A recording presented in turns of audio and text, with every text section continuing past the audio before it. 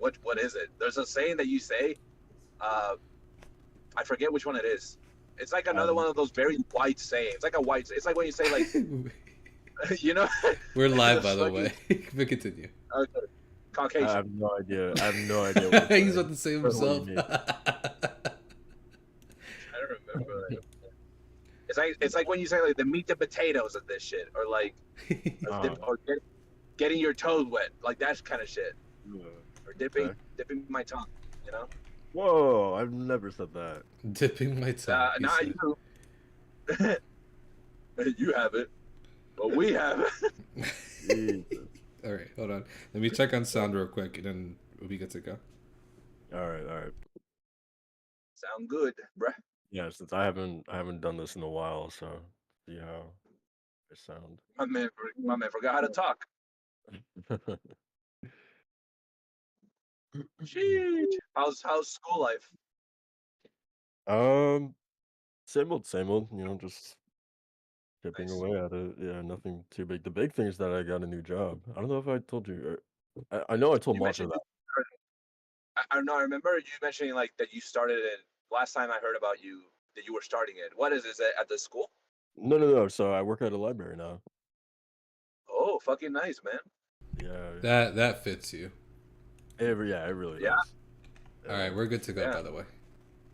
Sir, Awesome. can I take this book? Fuck you, kid. Where's your pass? Where's your Sorry, everything's online now. everything's on? He's like, do you have an ebook? You imbecile. Yeah. Where's your library card at? Up your ass, No, librarian. I felt so bad because I think so. I started August 1st. So I'm like just over a month there. And I think my first week working there, this Spanish lady came up to me and she was like, do you guys have Spanish books? And me, obviously, that was probably like my second day, not knowing the library well at all. I was like, no, I don't think so. And she was like, okay. And we literally have a Spanish section in the library. She's like that mother. Ese cabrón. That's hilarious. Yeah. No, señora, no, perdón. Lo siento. Damn. That's What? pretty What? that's pretty hilarious. That's like if I'm working at That's racist. retail and someone's like, "Hey, do you guys have belts?" I'm like, maybe. No." No, Bro, they're hanging right by the cash register. the Pretty much. most the most embarrassing thing I had was at GameStop. I didn't know this was back 2018. I really didn't know a lot of like words that you used in gaming or like in products. And this guy asked, "Do you have any aftermarket controllers?" I only knew third party. I never knew aftermarket just meant the same thing. But he said, "No, you have any aftermarket controllers?" I'm like, uh, Yeah, that's really I don't. specific though. That guy knew what he was shopping for. But then he was really asshole. He was like, "You work at GameStop, you don't know what an aftermarket is?" And I'm like, "Oh, this is a redditor. Like this guy's on Reddit all the time, like for sure. You don't seriously don't know? Come on!" And he starts just mansplaining me, and I'm a man, and I felt like this guy mansplained me. Did you cry? I cried. No, I felt hot inside. I was like, it was like fucking you're like 7. you're like I'm gonna kill you. I'm gonna kill. And I was like, there was an Xbox controller, and he was like, "No, I'm trying to play Destiny." I'm like, "Oh, no wonder you're a weirdo." Okay, you're And then trying to get did you on the become side, friends with him after that? You're like, oh wait, like Destiny's actually pretty cool. bro. After that, I was like, I need to go back. I, I need to call her, That man awakened something in you. bro. No, we had a regular that all he did was talk about Destiny. He would not buy anything. He would come over, browse, and then talk about Destiny. I'm like, bro, I got a job to do, you know? Like, I don't care if you rated 5 times this week. I just want to work. Just leave me alone. Yeah, Leave me alone. it seems like those jobs have a lot of those. It's just stragglers that come in just wanting to talk. You know what I mean? Yeah, Let me which is actually press chill. play I'm this that for them. guy now. Yeah. So I mean, we Oh, had those at Old Navy, and when I worked at Burger King briefly, just even when I only worked at Burger King for a month, still the same thing. We got a straggler just coming in, just wanting to talk to employees and be real chill. And like, oh yeah, let me get a basket of nuggets while I'm here. I was like, all right, dude. A basket, god damn. How long did you work at BK? For a month. Oh man, that's too much. It's too long. Yeah. Ask me how many chicken tenders I downed. That was what a month that was, Hey, man. yo, Them wait, how Buffalo chicken tenders were the shit at Burger King, man. were They past don't, tense. I know they don't have no more. It's sad. They have the worst fries like in any fast food. That's why you I get don't the know, onion like, rings. That's why you get the onion rings. Oh, see, Yeah, I with trust the this guy. That's how- with the zesty sauce. Oof, you get yourself a good Yeah, meal. that Right? Hey. sauce is banging. Yeah. Zesty. Do you get zesty after? I know it means something totally different. I swear. Is it white? What? Relax. Let's guys, welcome to the okay, what episode are we on? 109? 109. Episode 109 of the DualShock and Sense podcast. I am your host, Soul, connoisseur anime wife, who is joined by my two co-hosts. It feels good, man. We have everyone back together. It feels good. The Avengers.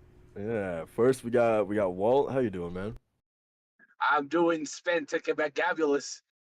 Gobble gobble. Almost Thanksgiving. I don't know what the fuck's going on. My birthday's this month. How you guys doing? Nice. Doing good, man. Doing good. love Also, you. you doing good? You doing good too? You gonna answer the question? I was waiting for the host to say something, man. I'm trying to be respectful here. Okay. I had my lane 2 weeks ago, so Gotcha. I'm leaving it up to you. But I'm good, man. It's actually funny enough. Literally that week that we did, I mean, Walt did the episode for 108. I got COVID like the day after. Oh shit, really? So I've been on the mend, yeah. So for the past like week and a half, just been testing and recovering, and COVID is a bitch, man. Like seriously, everybody mask up, get your vaccines, all that stuff. Because when I tell you that I'd never felt this kind of sickness before, it's crazy. I stood up for 5 minutes. I was already feeling nauseous, sweating, like all that stuff. Like the first couple days were a struggle, but we're good now. You know what actually sucks about that too? I just came back from Puerto Rico, right? So I just had an amazing vacation. Now I was refreshed, ready to work. I got hit with COVID. And what sucks is that you got all that free time. You don't even want a game, man. Yeah. I just picked up Baldur's Gate 3 too, right from when I came back from Puerto Rico, and I was ready just to dive into it that entire week. And you don't want to do nothing. I couldn't even sit up straight. Well, pause. Damn. But like, Whoa. you guys know what I mean. Like, I You walk I don't think. too? No, I don't think there was a need for a pause there. Like we got what you meant. okay, all right, just making sure. Just traumatized. I'm just traumatized from COVID, man. Yeah, it's just like you just don't want to do anything. So the entire week, I literally just didn't game until like maybe like that Thursday or Friday, or start getting back into it. But we'll talk about that because I've been playing a lot. So, but I'm glad to be Yes, sir. on the mend and a lot better, and I sound better. So I'm ready to do this podcast, man. It's been a while. Are you vaccinated? Yeah. It's that I got COVID for the first time. No, So but that's the thing. Because you're vaccinated, it wasn't as bad. But imagine if you weren't vaccinated. yeah, Like, exactly. Yeah, I know. Unfortunately, I know a couple Yeah. people that are like that, where they didn't get vaccinated and they had COVID, and it was like the absolute worst thing. Some passed Yeah. away, stuff like that. But for those that had the vaccine, yeah, I could lessen it. So I can't even imagine like if I didn't have it. yeah, I've been worse still right now. go ahead and tell that graveyard. You know what I mean? Exactly. So yeah, but much better now. Gaming, doing a whole lot of gaming, so I'm excited to talk about it. Jeez. Good to hear, man. And this last week, or I think the last 2 weeks, Little Mermaid is on Disney Plus now. Damn it, you caught. I was gonna say something, bro. You just all right. Little Mermaid's on Disney Plus right now. Go and watch it. I've probably glossed over it like the past week, so I'm definitely gonna do a sit down. You glazed over? No. I didn't say that. Relax.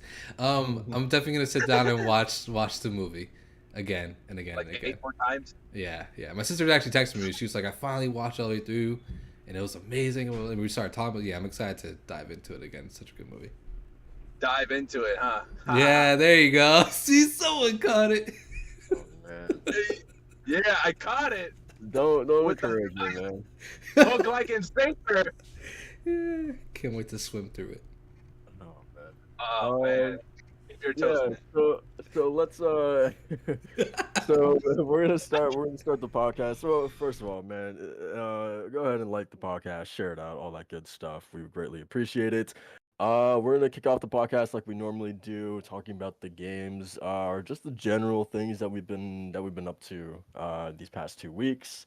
Um, I I'll go first because I don't think mine's like very like it's not too long of a list. Obviously we'll get to Baldur's Gate 3, but that's the main thing that I've been playing. What's funny is that so I got it on the like Labor Day weekend, right? The whole like early access. So like I had I think that Monday is when it came out. So like literally that entire day I was just like burning through it. I think I put like 11 hours or something like that in that first day. Wow, Um God damn. yeah. wow. Uh and then but what's funny is that so like in total I have 29 hours still just spent in that first area. But I haven't been able to play it every day, which kills me because um just between like school and then work and then just like other things that I want to do, it's not been like an every night thing, which is weird because I want to play it every night, but I haven't been able Yeah. to. So it feels like I should have way more time spent into it, but yeah, it's just kind of been like like a here and now kind of thing for me. So I'm excited now that like both like I have no school or work on Saturday and Sundays, which is awesome because like those are the days that it feels like I can truly get my gaming in. So I'm really excited for these 2 days to actually like get much deeper into it. But yeah, Baldur's Gate 3 has been the main I've been playing. We will talk about that later. Um, let's see. I think last time I was here, I think I said that I finished Just Cause 4, so don't have to get into that. Um, and yeah, gaming wise, that's pretty much it. I'm excited. Walt Eternites comes out in a few days, so I'm very I'm excited excited. to. Oh, that's it. I thought you were about to say something else. You were excited, but No, here's the thing. It's a game that I haven't seen anything negative about. I think, if I'm not mistaken, it's gonna be on Steam Deck. Um, yeah, I PlayStation think it's gonna be on PC. PlayStation and Steam. I might get it for Steam. Honestly, I'm so bro. I need that Persona fix, like that JRPG, just visual novel. I need it. Yeah, It's been too long. It's been too long. yeah. So I'm excited to get that as well. Yes, sir. And then obviously, God, Cyberpunk at the end of the month as well. Like, It's a brand I new game, basically. yeah, yeah, it's gonna be like what Blood and Wine was for Witcher 3. Um, so yeah, just like even without Starfield, man, like I feel like I have my plate full, like absolutely full, which is awesome. Um, Yeah. so yeah, gaming wise, that's what I've been doing. I'm almost done with Dune, the book Dune. Whoa. Um, yeah, almost done with it. I think I have like something like 200 pages left. How many Um, pages does it have? it's like 600 pages. Okay, that's a chunky Yeah. boy. Which is funny because I'm like looking at the book right now and it's not chunky at it doesn't look chunky at all, but then like when you open it up, it's like yeah, it is 670 something pages. Are you Um, reading the slim version or the like wide version? Because no, there's no, like two different. well, I don't know. It's the normal version, but it's just like I don't know. When you hold it in your hands, it just looks small. Like I have several books on my shelf that are like a lot taller or there's more pages, but I don't know. Dune looks like it's an average size book, but like I don't know. I'll send you guys a picture so you see what I mean. It looks when you hold it in your hands, it looks like an average size book, but then like when I compare it to some of the other books, it's like oh no, like you know That novel seems like every word is not wasted. You know what I mean? Like, yeah. if you jump to like a Lord of the Rings novel, right? Like they're pretty short, like 300 to 400 pages, but every word is meaningful. Like every word means something. It seems like the same thing with Dune, but double the I size. I wouldn't say that about Dune. This Oh, book really? is it's it's like I don't know. I'm excited to finish it for sure, but this book is I'm so up and down with it where it's just like there's just a lot about it that I'm just like it is boring, man.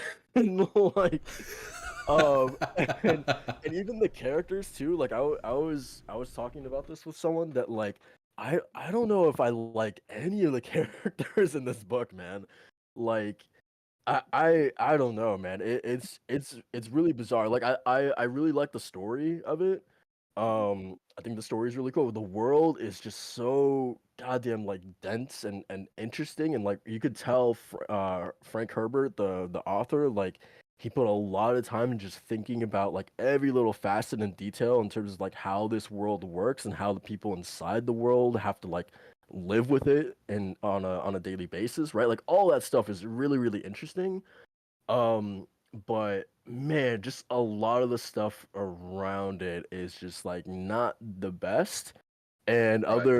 other obviously modern books like nowadays have improved on a lot of the stuff that he doesn't do. Like he doesn't really describe a lot of things, which I guess for some people that may be a plus, but it's like there's sometimes when I feel like I need descriptions of like certain things, to get a better idea of like what he's talking about.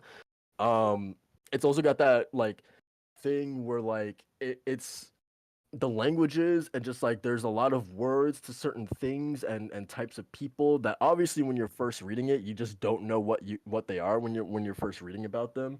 Um, but I would imagine on a second read through it would make a lot more sense. But yeah, I don't know. It's a very strange book. I like it. Obviously, I'm gonna finish it. But there's just a lot of scenes in it where like I'm finding myself struggling to get through it. There was this scene of this character like in the desert having like desert mirages, whatever it's called. And Yeah. it was just like the most boring scene, man. Like he's seeing visions of his dad talking to him, and it's just like I don't care about this at all, man. Like I don't know. It's a strange book, but I like it still at the same Have you time. have you watched the movie? I watched it when it came out, so like I'm very interested to watch it again for the second time after I finish the book.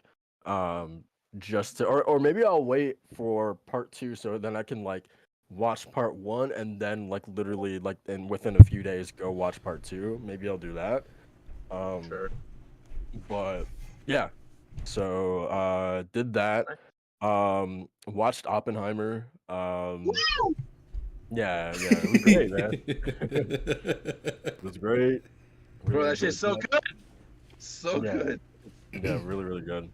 I believe. Um, Oh, So oh, I think real quick, we don't have to get too much into it, but spoilers for Oppenheimer, that bomb scene, right? yeah, oh yeah, yeah, really good. Blew my bro. expectations. I think everyone was kind of expecting it, but the silence before the actual boom was just like that. I had me in awe, man. I was speechless. Supposedly, supposedly, like the amount of silence is how long it takes for the shockwave to actually like get to you. Yeah, Like, yeah, like the time that it took for the bomb to actually you hear it. I think that's like the realist because I think Christopher, like I know the guy, Christopher Nolan. He didn't use CGI or if any, like barely any. I think like those bombs and everything like it's practical effects. So it's really fucking dude. It was long. Did y'all feel? I never felt like it was too long. I felt like it was the right length. Yeah, yeah. Well, the 3 hours is really long, but like I felt pretty engrossed in it the entire time. yeah. Um, The only time they kind of threw me for a loop is when you think it would end, right? When the bomb actually, they're successful and they did their thing, yeah, and then the trial stuff. yeah, yeah. That's when I was like, all right, this feels like it's prolonging it, but then like it just kept uncovering mystery after mystery after mystery, and then I was Right. back Right. into it. and it goes full circle, and I Yeah. love how it goes back to that first scene, which is perfect. It's a perfect way to end the movie because Yep. it's like Hmm. it, it's real. I don't feel depressed. I finished and I was like, damn, like you just making me think about all the things that humans have done. Like, goddamn, this is amazing. And then I watched Barbie the day after, which was really nice. Nice, nice. But yeah, I mean that's been pretty much it for me. I Nice. also watched Shutter Island just randomly. Oh, That's that's a like What? good a movie. That's a good movie. yeah, we don't have to get into that. But yeah, that's pretty much it for me. What about you guys? I mean, real quick, I don't have a lot. I know Macho has done a bit more gaming, but for me, like I told him last week, it's been more of the month since you've been here. Since we haven't been all together. I've been more about movies and shows and kind of. Uh, for games, we'll get into one of them later when we're on the topic, so I can actually talk about it. But one of the games I've been playing that Macho hasn't played, and I try to like tell him how good it is, and he's intrigued. It's Armor Core. Armor Core 6 Yeah, are what was it? Rubicon. Uh, Fires of something of Rubicon. Fires of Rubicon. Uh, how is that that? is that is one hard ass game. I've never played Armor Core. I've only known about it obscurely. It has a very very cult following, like a very niche kind of like group of people that played it and talked about it. Oh, give me 1 second. Let me adjust my mic. Right now, he's just trying to figure out which finger he wants. Never mind. Whoa. Okay, he's back. Whoa! All right, all right. Good. You good? You good, My Walter White? brother. I had to change mics. What? What are you talking about? Uh, so I got to the first boss, and that's where I'm at right now. Because I'm still learning the game, obviously. This is even faster paced, surprisingly, than Sekiro. Obviously, like I'm gonna compare to other FromSoft games just because I mean it's the same company. But this, I've never played a mecha game in my life. The closest I ever got was I played the demo for Daemon X Machina on the Switch, and I liked it, but I never bought it. Uh, but yeah, I got Armor Core, and honestly, man, I think I'm gonna say after I finish this game, I might look into other mech games. It's really fun. It's really kinetic. You're constantly having to move. Right now, I only have two ways of attacking. I have my normal kind of Gatling gun, and I have a missile launcher. Each of them have cooldowns. You have 3 health packs per mission. The only way you can recover them for the moment is by dying and restarting. There's checkpoints, however. There's no bonfires, anything like that. If we're wondering, it's just a checkpoint system. You get to another section, and then auto saves. Uh, it's a very, it's not very colorful. It's very bleak. It's a very sci-fi heavy game. Uh, you're a merc. I think you're supposed to be a person that kind of got like wronged and is trying to like buy their humanity. It sounds like you're a wasted. You know the subclass on I think it's Dark Souls or Bloodborne. It's called Waste of Skin. It's like the lowest kind of subclass. I feel like the protagonist is that he's a mercenary. He's a merc, as you are in every fucking game ever. Um, and you're trying to recover some relic from this planet. um, I'm not super deep into it to where I can talk about like customizing and different types of weapons and abilities. What I can say, however, is that the boss fight, you do not have breathing room. It is constantly attacking. You have to constantly be moving. You maybe have a few seconds to kind of think of, okay, what's your next move? Your health goes down so goddamn fast. You have to get used to the bullet hell aspect of it. It's not like Returnal, where it's like constant just bullets upon bullets upon bullets and balls. It will pause. Just like spheres. Yeah, yeah. um, it Bullets and is, balls. however, it does remind me, Soul. Uh, I told Macho this the other day. Not quite exactly like this, but the movement feels like kind of like Solar Ash, where you're skating Mhm. and it's like a dance against the enemy.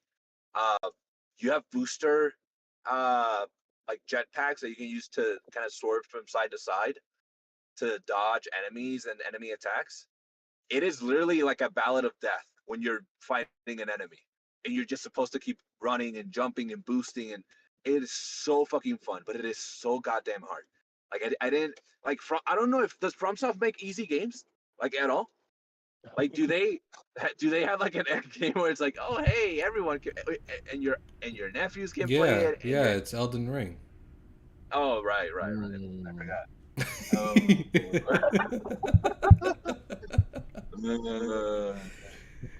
I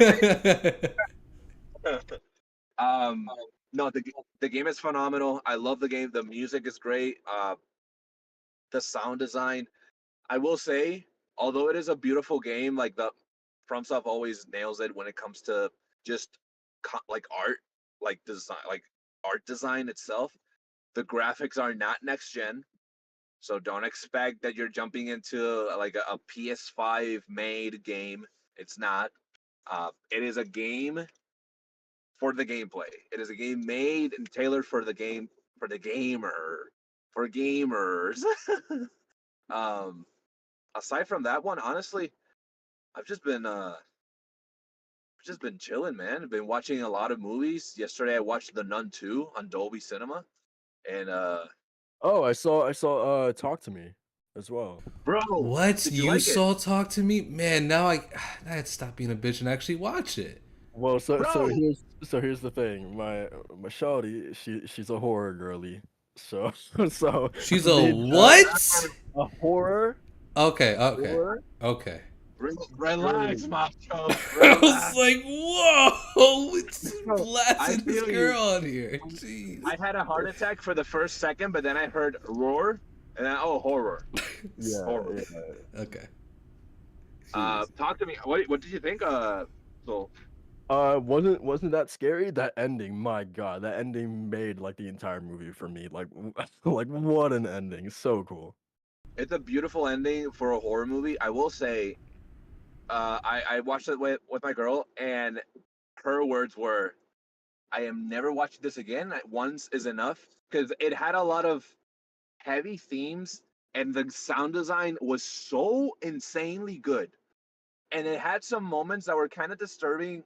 I know that it involves some toes, if you know what I mean, Jay. Uh, Yeah. it, Okay. when them Oh, dogs were oh God. gross scene, but fantastic movie. I think it's an indie movie. It was made in Australia, and the directors, if I'm not mistaken, you remember the Ronald McDonald video where he's like punching some kids and like fighting adults in like the playground? Have you seen uh, that video? no, I don't think so.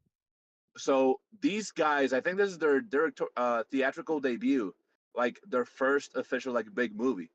Um, and I think they nailed it. And yeah, Macho, stop being a little bitch. Fucking watch it. What's wrong with you? Man, it's that gore, man. I looked up what kind of gore scenes are in it, and It's just the one very bad one. no, but the way that the writer described it was that there's not as much gore something like Evil Dead or Saw, but when it's there, like it really strikes you, and that kind of stuff Yeah, really affects me. So I would agree with that. Um, what I will say about the Nun 2, however, I mean, I'm not gonna exaggerate. I watch a lot of horror movies. I love horror movies. I'm not a fan of jump scares because I tend to believe that movies nowadays, a jump scare is literally anything. And it's just loud music in the background, and it's just for the purpose of scaring you. It doesn't really build suspense. yeah, The it's a really Nun tired 2, out trope now, honestly. the Nun 2 gave me faith, like brought that faith back into me. It has some of the best jump scares in any horror movie that I've seen in the last like 5 years. Like Damn. when I tell you that you do not expect the jump scare when it happens. It is the building of tension is phenomenal. Legit, though you can hear a what is it, a pin drop or Yeah, a yeah. needle drop and hear it. Oh, it's like a quiet place levels of suspense. Like no one's talking, and it is deafening. You can hear the silence. It is insane. But when the scare happens, oh my god, it happens, and it's like a legitimate scare. Like you would catch me just kind of like looking down a bit. I'm like, the floor looks nice today. I'm I'm just not gonna look at the screen for like a 2 seconds. It was that, and I never do that. Like that shit had me at the edge of my seat. It was so good. I will say, watch the first one to be more engrossed in this one because it is more of a part two than it is a sequel, if that makes sense. Like Okay. it's not its own thing. It is its own kind of like story with certain characters, but it does follow literally right after the first one. Um, what else have I been watching? I watched Blue Beetle. I think I told Macho last week. Uh, but so I watched Blue Beetle. Let me tell you, man. I know with superheroes, we're not, you're not like the biggest fan as recent years. I Hmm. think Blue Beetle might be one of the best DC movies in the last 2 years, for sure. Okay. Uh, it's a And, fun, and, full le- of and heart. let me clarify. I'm a fan of good superhero stuff. I love the like I'm rewatching Young Justice alongside some reactors. That's some Ooh, good superhero content right there, man. there you go. So I'm Hmm. just like I'm a fan of good superhero stuff, you know. Do you like the boys? Yeah, I'm pretty sure we talked about that. Okay, okay. I Come just, on, man, get it, the cobwebs out of your brain. yeah, no. I got it. It's just that you said you watched Talk to Me. I'm like, damn, everything I know about Jay is a lie because you're always about no scary, no scary. And I'm like, damn, I don't know this man. Yeah. uh, Fucking Blue Beetle, fantastic. Has a lot of heart. Yeah, the tropes are there. The big bad is just like the antithesis of the hero, and it's not like that deep. But it has a lot of like the family themes, the family topics, the characters themselves. They, I think they nail the Hispanic kind of like vibe and dynamic, the family dynamic. I think Macho, you would love it. Uh, Yeah. what else have I seen this week? This week, what else is out? I rewatched Barbie. I saw like 3 times. Uh, it was very fun. It's a really fun movie. I think you and your Shotty. I'm all Shotty's a horror person. I don't know if they're Mato, you're a right. fan. That does sound wild. Right? Yeah, see what I mean? Uh, yeah, no, it's been just like kind of shows. I'm on a hiatus with Peaky Blinders. I don't know why. I haven't gone back to it. I'm like on season 3, but I want to get back to into it. I rewatched Barbarian a couple days ago, and I rewatched The Nun, the first one, to get ready for the second one. And honestly, man, I think I've been playing a lot of Clash Royale. I'll You say know that what's much. interesting about this? Well, we'll see what Macho says, but I find it interesting that so far it seems like none of us have watched Gran Turismo. Oh my god, I forgot about that. I watched it last week. Oh, you did. I Nice. was gonna say, yeah, I didn't watch it.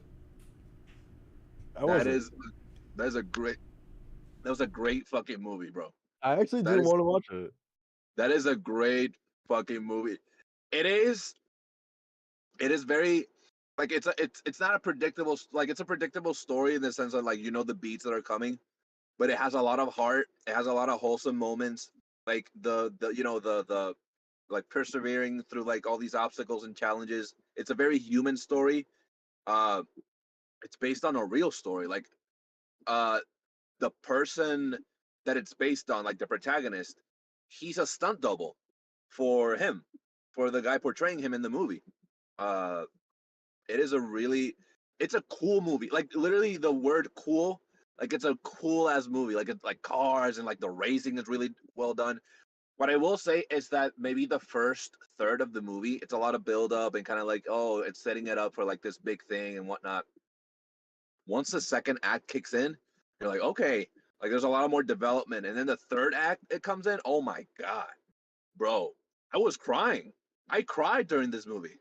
Wow. Like this movie's great. I loved it. I really, and me and my girl, she loved it too. We're probably gonna rewatch it maybe next week or something. It was a great fucking movie. I did not expect it to be that good. And I had some chicken tenders during it, so it was a great time. I cannot stand you, MF first you do Yeah, I know. that. Same here. But actually, get a fucking meal when they're watching the movie. Bro, I had when when I was actually like into like what Marvel was doing, I had a friend who me and him would watch like every Marvel movie or the ones that I was interested in. And this guy always would have nachos when he was watching these movies, and it was just like him sitting right next to me, crunching all the goddamn chips, him rustling through the little plastic container that the chips come in. I'm just like, God damn it, dude! They I'm never never give you enough satisfied with nacho cheese. They never do. Yeah. I will say I watched it in RPX, which is Regal's version of like better sound and better quality like image. Uh, it was great. The sound design is really good, and I will say that the the star of the show of the movie is David Harbour and the protagonist. I forget his name, but those two, their chemistry, the bond. Oh my god, it is beautiful. It is a great movie. I recommend it. It's a I'd say it's a solid 8 out of 10 for me. Uh, but Nice. yeah, man. Yeah, I think that. Yeah, you said Gran Turismo. Yeah, yeah. Fuck, I forgot about that because I've been watching so many shit this week. But yeah, Actually, Macho, really quickly, just wanted to add, still watching. Have you been watching Bleach: Thousand Year Blood War? bro. I know Bleach is one. Oh, no, that's one of the only one of the big three that I haven't really started. Gotcha. It's incredible. Have you? Still, yeah, still going through that as it's coming out weekly. One Piece, not the live action, even though I did see the first episode of it. I'm doing like a rewatch of One Piece as well, which has been uh pretty fun. How far are you? Uh, Thriller Bark. Mm, bro, holy shit!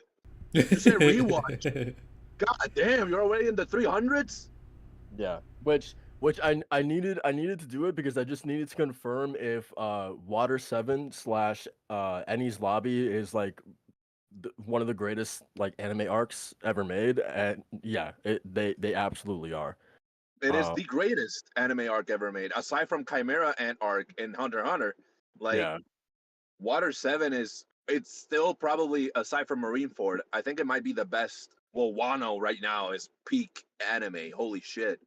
Wano is like I'm watching weekly clips of it because I'm caught up kind of like through the manga and through the anime. Like holy shit, dude. It is insane. But in the yeah, anime, I am around 775, around the 700s. I'm about to start Zoe Island. I just finished Dressrosa, which is Doflamingo's arc. yeah. Uh, bro, damn, man, I didn't, man, you don't talk about it enough, man. But One Piece, it's so goated, so good. Macho, oh, segue that shit. Macho, what did you watch? Yeah, man. So while y'all are geeking out about the anime, I was geeking out about the live action show, dog. Oh, interesting. Yeah, I Yes, mean, sir. I honestly, when I was under COVID, right, I just didn't want to play anything. I was just watching videos, and I didn't know what show to watch. So I decided to rewatch Castlevania for the Nocturne Ooh, season that comes out at the end of this month, right? But I also delved into One Piece because I saw the trailer. I'm like, this actually looks like fun. And so you and me both love our pirate adventures, right? Like we want our pirate right. RPG, all this stuff. This fulfilled that, man. It's Awesome. it's given me that pirate, like good-hearted sense of adventure that I love from Pirates of the Caribbean, but done in the anime style. And this live action just kicks ass, bro. I love it so much. I've been bugging Walt to watch it because he hasn't watched it yet, but he wants to wait with his girl. But I'm just foaming at the mouth, ready to talk about it because of like every episode had me on my seat. I love the characters, I love the arcs, I love the fighting, the choreography. The choreography for the fights, man, they need this for Star Wars. Like right now, because the choreography for Star Wars shows are ass, man. Um, Damn. they're so bad, and like the camera placements and like the way they set up shots just makes it look fake. One Piece did it brilliantly, man. Like I was invested whenever Zoro bringing out his two swords, and then you find out where the third sword goes. I was like, "Yo, this is hype as fuck!" And then when you actually meet Sanji, and like, man, his fighting styles mixed with Zoro's whenever they're clashing back and forth. And I'm not gonna spoil it, but like, and I'm just gonna say the Arlong arc Yeah, yeah. Mhm. was incredible. I'll again so invested into it, and then the different storylines are placing out. And I was watching a little bit of banter on TikTok and Instagram, what was changed or what was added, what was taken up, all that kind of stuff. But man, as someone who has no knowledge of One Piece other than that it was just a pirate animated adventure about a kid wanting to be the king of the pirates, this was amazing. I hope they do a season 2. Like I genuinely loved it. And it's like It's already written. it's one of my favorite shows on Netflix next to Castlevania and Arcane. Like I love it so much. Macho. They said that season 2 is already written. They just need to like start production on it. Oh, great! So that's amazing to hear. And we just need to hear Well, the green light, right?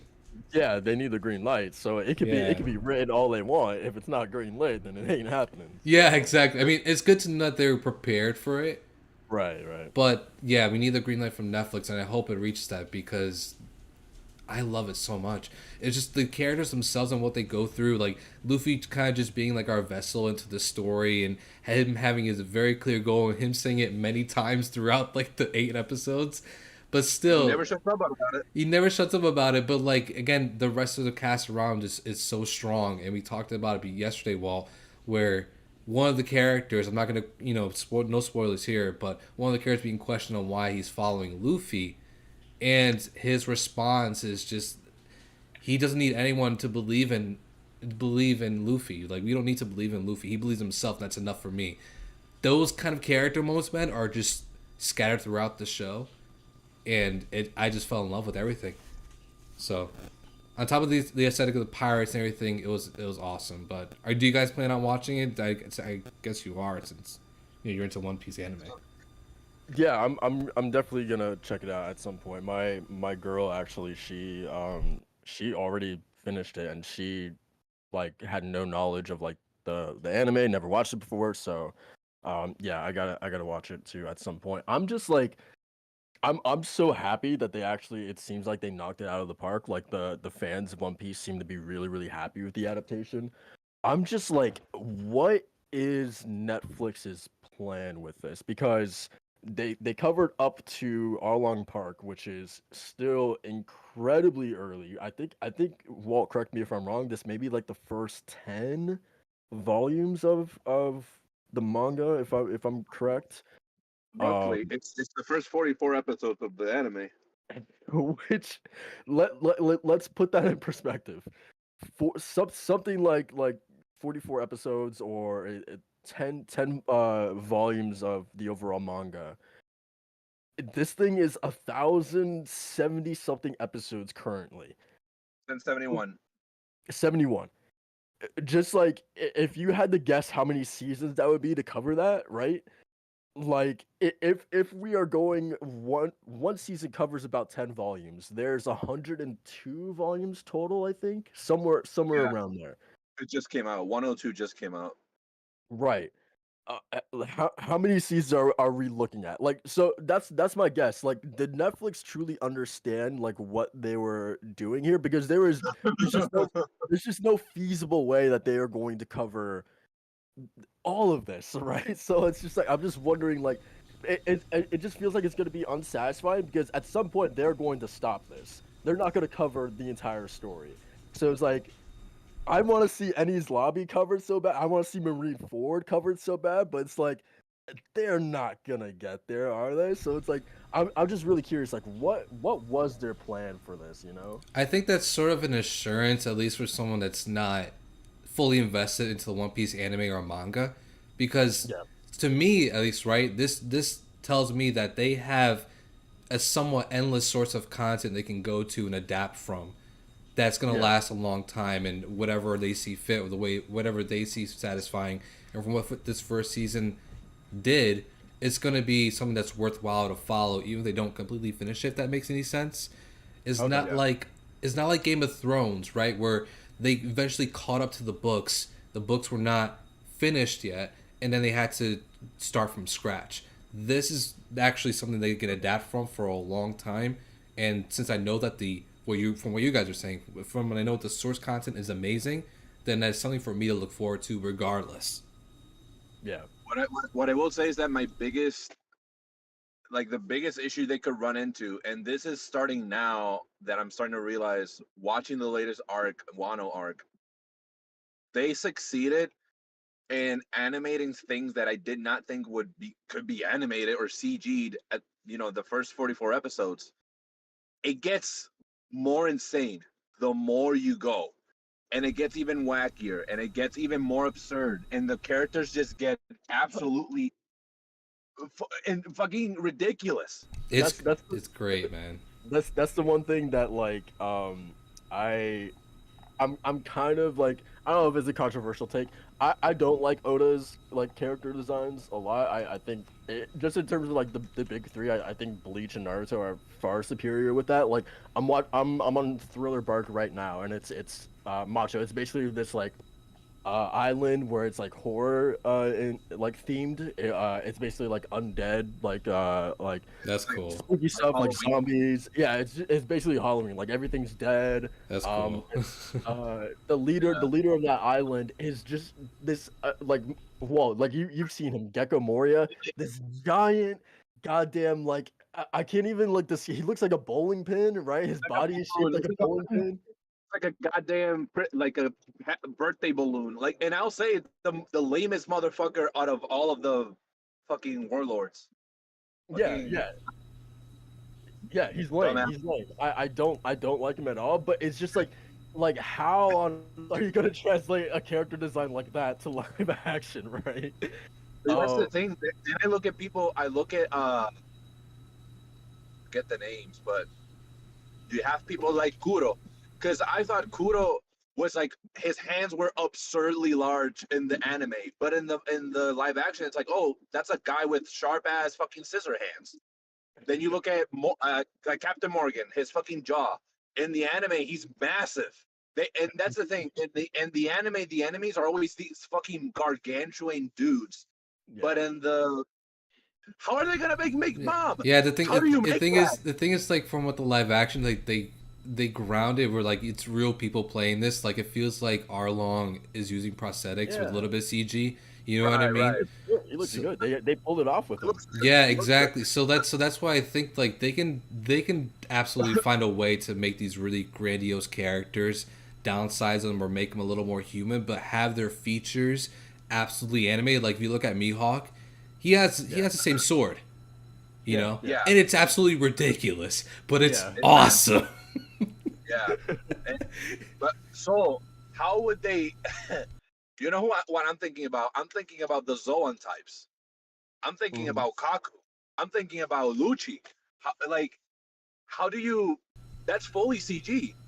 You're not gonna replicate cats and put on a fursuit because there's like people that turn into animals basically. But That's either way, this show's awesome, man. That's like the show. I'll wait It's for fit for the you. I'm next. waiting for you guys to finish so we can actually talk about like the season because it's Right. so good the way they set up everything and the storylines. It's in the music too. Oh man, the I music is I awesome. did see the Nami save me Luffy scene, which is like one of the most iconic scenes in One Piece, and I was really curious how they would do that, and God, they did it perfectly, man. Yeah, Uh, it's so the good. stabbing like the tattoo, and then she's kind of pushing Luffy away, and then eventually she breaks down and says, "Luffy, stay, help me." And then him putting the hat on her, and then like the walk to Arlong Park, and then It's seeing so like the good. yeah, I that was was sick. I was telling Walt I cried at the end of the show because they had the moment where they're all putting their foot on the barrel and Oh saying their yeah, dreams, and Yes, that sir. that made me cry, man. Like that was like such a genuine pirate adventure moment. That was just like where the band is here, you know. So I love it, really love it. Yes, sir. Can't wait for those heavy themes, baby.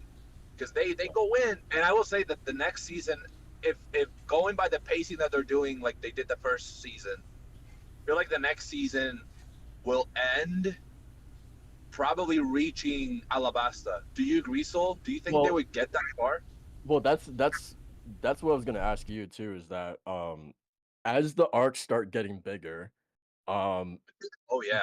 then it's gonna be like entire seasons just dedicated. Because like the good thing about season one of the anime is that a lot of those arcs were short. You could cover Arlong Park in what, like 2 episodes. I'm assuming they spent 2 episodes in live action doing Arlong Park. Yeah. Mm-hmm. Yeah, and then Yeah. you can do like Romance Dawn in one episode. You can do Log Town in like in an episode or Lockdown can be one Syrupville. episode. Lockdown was like Right. 2 episodes in the anime, and that's the thing. The anime suffers from shonen fucking syndrome, which is the fucking overly drawn out moments. Then the That's my biggest issue with this rewatch right now is especially with Thriller Bark is just like it's a little too goofy for me. yeah, But just it's like can we get to the point? I think the live action will really help cut out a lot of that, just the nonsense that One Piece yeah. does a lot. But yeah, so I don't know if they will get to Alabasta in the next season, but that is something that they are going to have to think about. Is that like as these things start to get longer, like do you dedicate an entire season's worth of television on a single arc to really like get the most important bits out of it, or what? I, That's gonna be really I feel like interesting. yeah, if it's a bunch of small arcs, which it stops being that.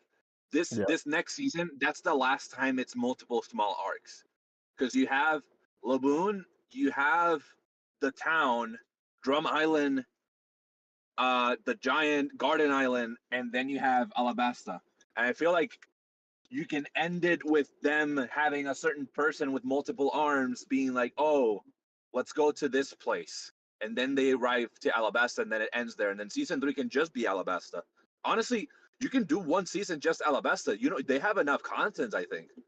Uh, but it yeah, has to be a short season, I think, and it has to be really high production because Alabasta is where it starts to get a bit more complicated when it comes to CG. I think. Well, no, I think Lockdown is where because you start to know the types, and when you get Logias, that's where it's gonna be like, oh, that's a whole person. That's like a whole CG thing you have to kind of like start doing. but I'm really, excited though. really quickly, just before we move on, I I don't think I ever really appreciated it until I started watching it now. And I'm glad that Macho is watching it too, because I'm sure you're getting a sense of this too. But the one thing that I think is undeniable about One Piece, especially in comparison to the big three, is world building. One Yeah, Piece's world building is top notch in terms of like putting you in locations that are far unique from the last village or island that you visited. These islands all have like especially once you start to get like in the next couple arcs, like these islands have their own culture and religion and things that they believe in, things that their own like way of life and how they operate to survive, and et cetera, et cetera. And then once you start thinking about like the bigger picture of like the entire world map of like how all these islands and bigger locations all connect to one another, and it's really really cool once you start digging into that stuff. Like One Piece has like one of the most like fully realized like worlds that yeah. and this goes beyond anime, like just worlds in general. Like if you It, ever need like a lesson in world building, like One Piece is like it is what you should be looking at for sure. and it's not only the fact that without going into detail, it's not only the fact that there's one layer, it's 3 layers of it because there's undersea and above sea. You're gonna he explores every single like region of the world, and it all makes sense and it all works out. I don't know how Oda has been able to do this for the last 23 years, odd years. Uh, but Macho, he plants seeds in like chapter 100 and he brings it back around in chapter Yeah. 1000. Yeah. Like he he will bring stuff. He's made up powers as he's gone. Because sometimes this is what like the theory is like that Oda will make something else and then he'll be like, damn, I gotta develop that now. And he'll develop it, and then there's another detail in that development that he wants to develop, and then he develops that. And then he just keeps on making more and more and more. And you're like, stop, stop. This is too much. It's so good. Oh, it's so amazing. Yeah, and what I will say, that's what it excels at compared to the other two. What I will say that Bleach and Naruto, they're a bit more, Bleach like is you so said. at it, dude. It's They're like it's literally Karakura Town and the Soul Society, and that's it. legit. I think Naruto had it's like the I middle still ground. love it, man. I still love Yeah, it. no, but Bleach, I think it's like the power system. Like it's fun, like having the different types of bankais and having the different types of like the Tetsuka Denshi. Like you have all these types of powers, and it's cool. It's like a cool anime. Naruto, I think, excels in anime form because of the fights and the chakra, and until it gets to fucking sci-fi at the end, which is whatever. Uh, but I think Naruto had like the best music, and it has the best uh like kind of well no One Piece has the best hype moments. Holy shit, Macho, you're not ready. You're not fucking ready. If you thought Arlong was good, that's what I tell people. I tell people when I recommend One Piece, I tell them watch it till episode 44, because episode 44 is where Arlong Park walk happens, and that's where you cement if you want to keep watching One Piece or not, and it always works out. People either stop there or they continue, because that's the moment where you're like, oh, this is what this show is about. It's about coming together, because they don't give a shit. Zoro, Sanji, Usopp, if Luffy says we're gonna help this person, they're like, all right, Captain, whatever you say. Like, That's a tall order too, because Aizen, man, and Bleach, oh yeah, oh yeah, but the hype of all bro, hype moments, man. But this wait man, till this you meet man, fuck- this man, he kicks, man. It's so cool. He just kicks people. It's so cool. fucking. I know that Aizen, like, I don't know much about Bleach, but I've heard. I have a close friend where he's built up kind of the world of Bleach for me. Like he talks to me about Bleach and like the powers. And he always talks about Aizen like this one being that he's like Gojo. Like he's only sealable. He's not defeatable. Like you cannot defeat Aizen. You can only seal him away. Is that true? You have to watch and find out. Yeah, you're gonna have God to damn, watch it. motherfucker! There's 700 Um, episodes. let's it's not that. It's really not that long. I know. So yeah, let's move on to the podcast proper. Get to some of these topics. Um, let's talk about Baldur's Gate 3. For our first topic. Um, so yeah, the game came out on PlayStation for early access on the 2nd or the 3rd, I think, and then the 6th for everyone else. For the peasants, you know, while while I was watching from my ivory towers. Um, but yeah, man. Sandcastle. I have 29 hours into it. Like I said earlier, still in the first area. I think I just now got the last companion in that area. Um, I'm really enjoying it, man. This game, as you guys know, this game came at like the perfect time for me. I needed something like this. Yeah. But yeah, I'm really having a blast with it. It's like exactly what I hoped it would be. How about you guys? Have you guys gotten much time with it? How are you finding it so far? Yeah, I have around 25 hours, a little less than you. But Okay, that's also still a because lot. yeah, I mean, well, considering that I was under COVID and like I'm kind of being in a gaming horror right now, where I'm just playing a lot of different things. So, but Baldur's Gate 3 is one of them, and it's not that like I need a break from or anything like that. It's just that Baldur's Gate 3 is a very intensive game. Like whenever you're into it, you're into it. You know what I mean? It just feels like I'm running. I'm in a marathon. You know, I'm not in a sprint with this one. So the perfect way to sum up like my experience so far in the first 23 hours is that I love this thing, man. As my first CRPG, this is what I think what you've been hyping up, Soul, you and Walt as well, and Walt with the D&D experience, and Soul with the CRPG stuff. This is everything that like you guys hyped up on what it would be, and even more than that. I'm a half orc. I was a paladin, but I actually switched to a druid recently, which I've been Okay. having a lot more fun with. Just turning into animals like a bear or a badger, and actually the crow is OP, man. The fact that you can fly to like different high points in the map, and then Oh, that is cool. yeah, and you get to actually one of the crow's like premier abilities is the fact that they can blind enemies. So I used that to my advantage in this one map where there was different levels. I was fighting against goblins, and it helped so much the fact that I could blind the enemies that were trying to range attack me while taking care of everyone else with Karlach. and just wiping out the ground floor with her. But yeah, it's so much fun, dude. Like the thing is too, the turn based combat was throwing me off a little bit just because I've never played anything like it. But once I wrapped my feet around my with my feet, once I wrapped my hands rather, once I wrapped my hands around everything and actually got used to like how to really take advantage of people's abilities and placements and different different synergies, it's starting to mesh and become something really special. So on top of like the writing and the story and the characters themselves, how well they're written and how easy attachable they are to just their character arcs and everything, and I'm loving every bit of it. So I think it's incredible. Yeah, man. Yeah. What about you? I'm like I Macho said at the beginning, like I just made my character.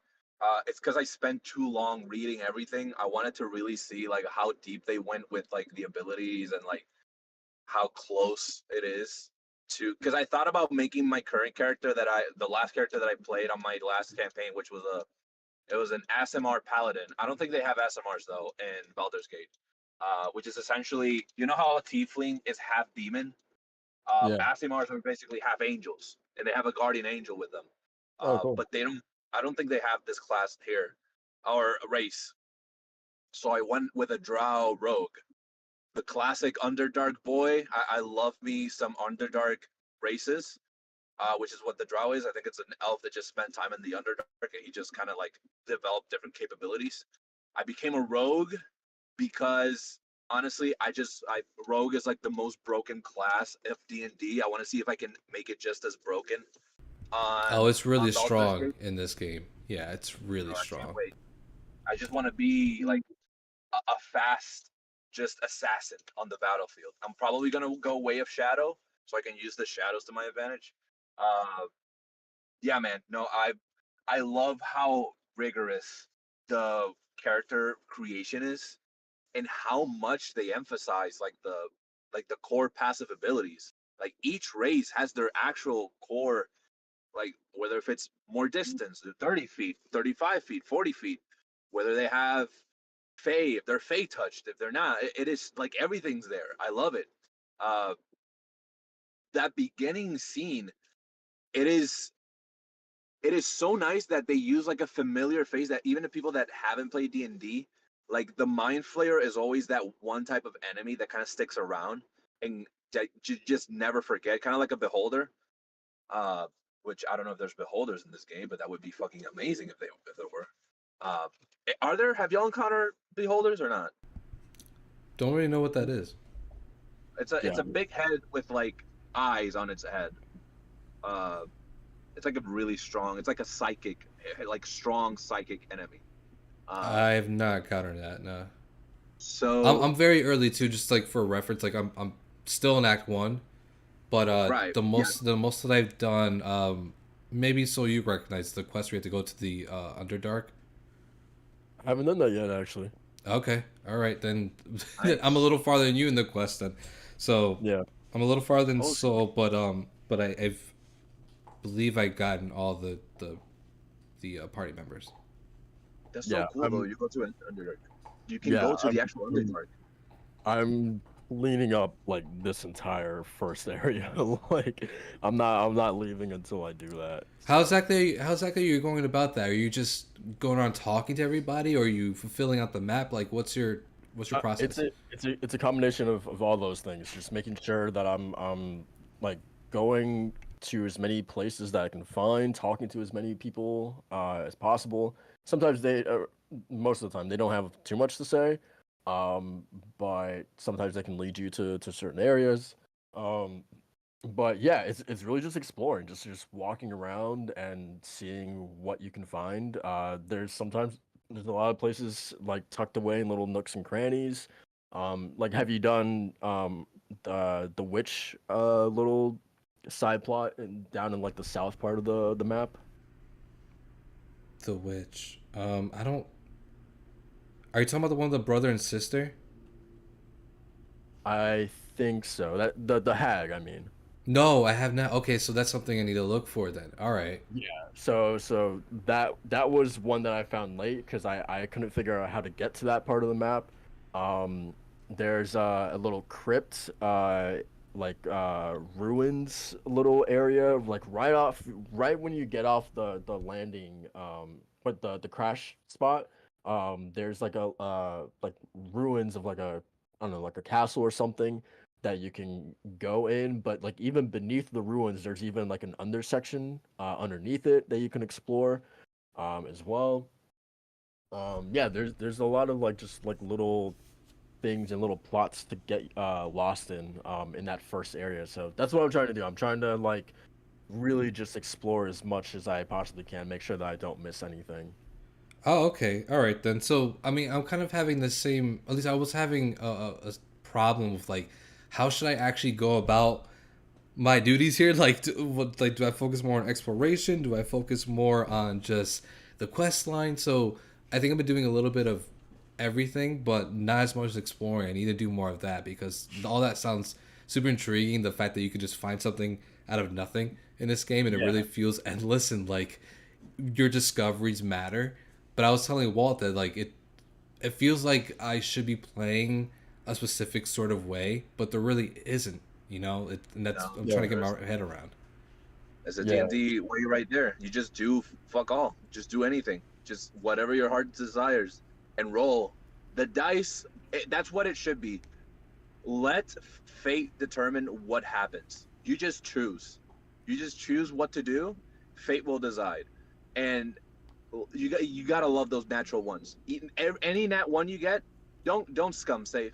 Just keep on going because that shit is so much fun. You get like the best moments. I don't know if it translates the same onto video game form, but nat ones, nat 20s, the fulfillment or the absolute despair you feel with either or, it is so worth it. Oh, it feels It damn is so good. much fun. It feels damn good. Oh man, I love it. Like I'm seeing this trend of people just like doing shit in their daily lives and they just throw a dice.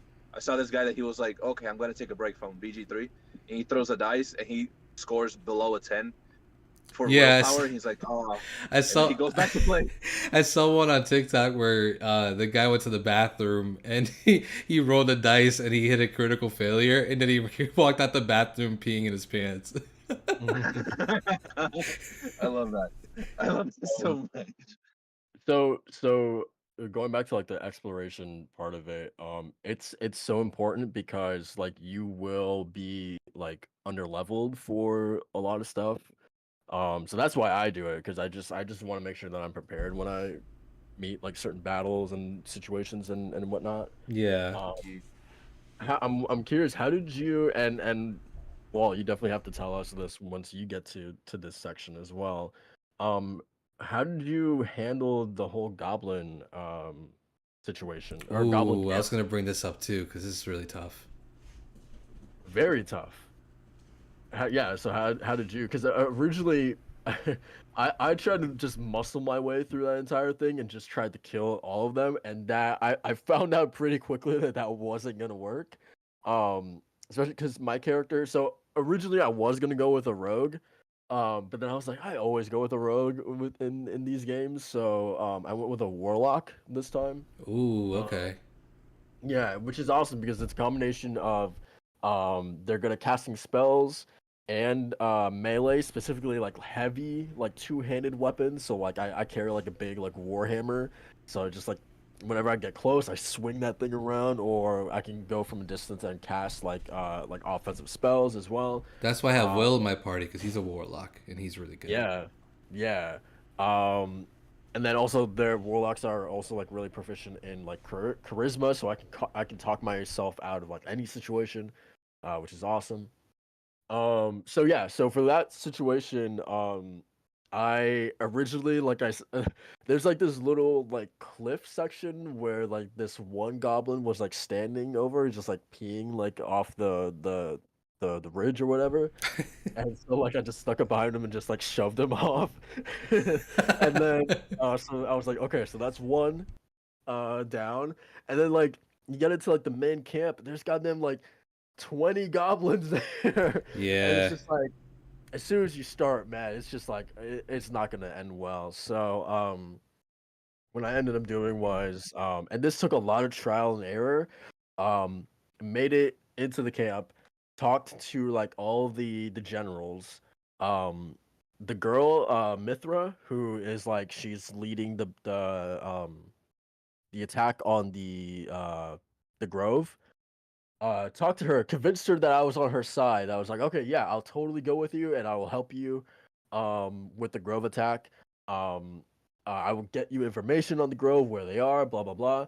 And she was convinced. She was like, okay, yeah, we await your word, and stuff like that.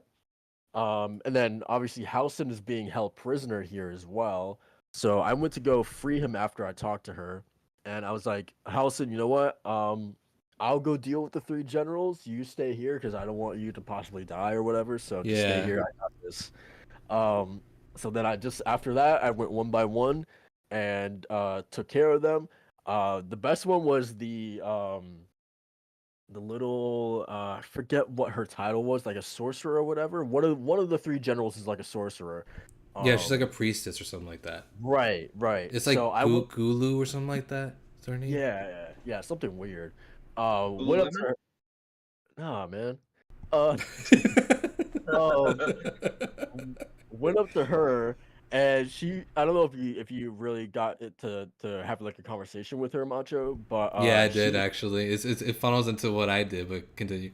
yeah. So she wants to like brand you and all this stuff. So like I convinced her that like, oh, we should do this. I'm just so embarrassed to do this in front of all these people. Is there like a quieter place that we could do this? And she was like, oh yeah. I have my office that we can go into. So yeah, let's go in there Yeah, and, you and do sneaky, just like me, man. We did the same thing. exactly. So took her in there, offed her really quickly. No one else heard, obviously, and then just like slowly made my way to kill like the other two generals and like the people who are with them, and so that's what I did. And then like the outside goblin camp, they're all still alive. Like I haven't dealt with them at all. So yeah, I'm curious. Like, did you do something similar?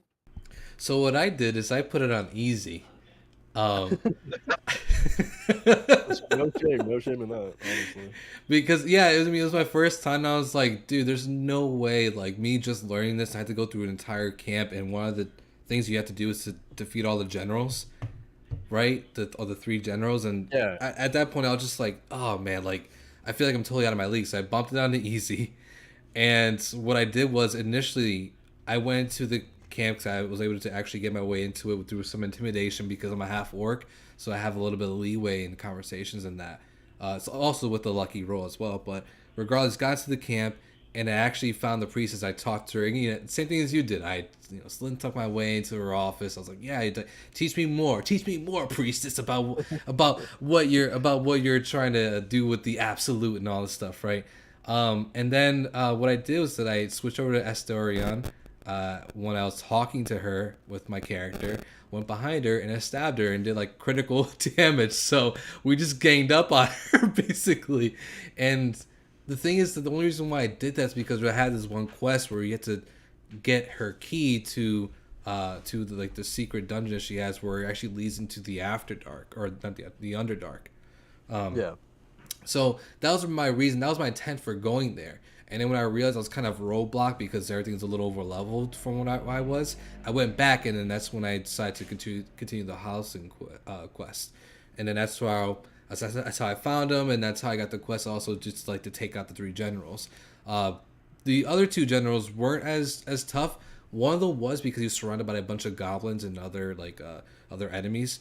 But I feel like I was leveled up enough to actually just take them on, and plus I was playing on easy, so I wouldn't have to think about it too hard. But still, it was enough there where I had to set up characters as I was talking to him. So I just switched over to characters as my character was talking to him, and I just placed Asterion around on the upper beam, so he was able to get a nice like sneak attack from them.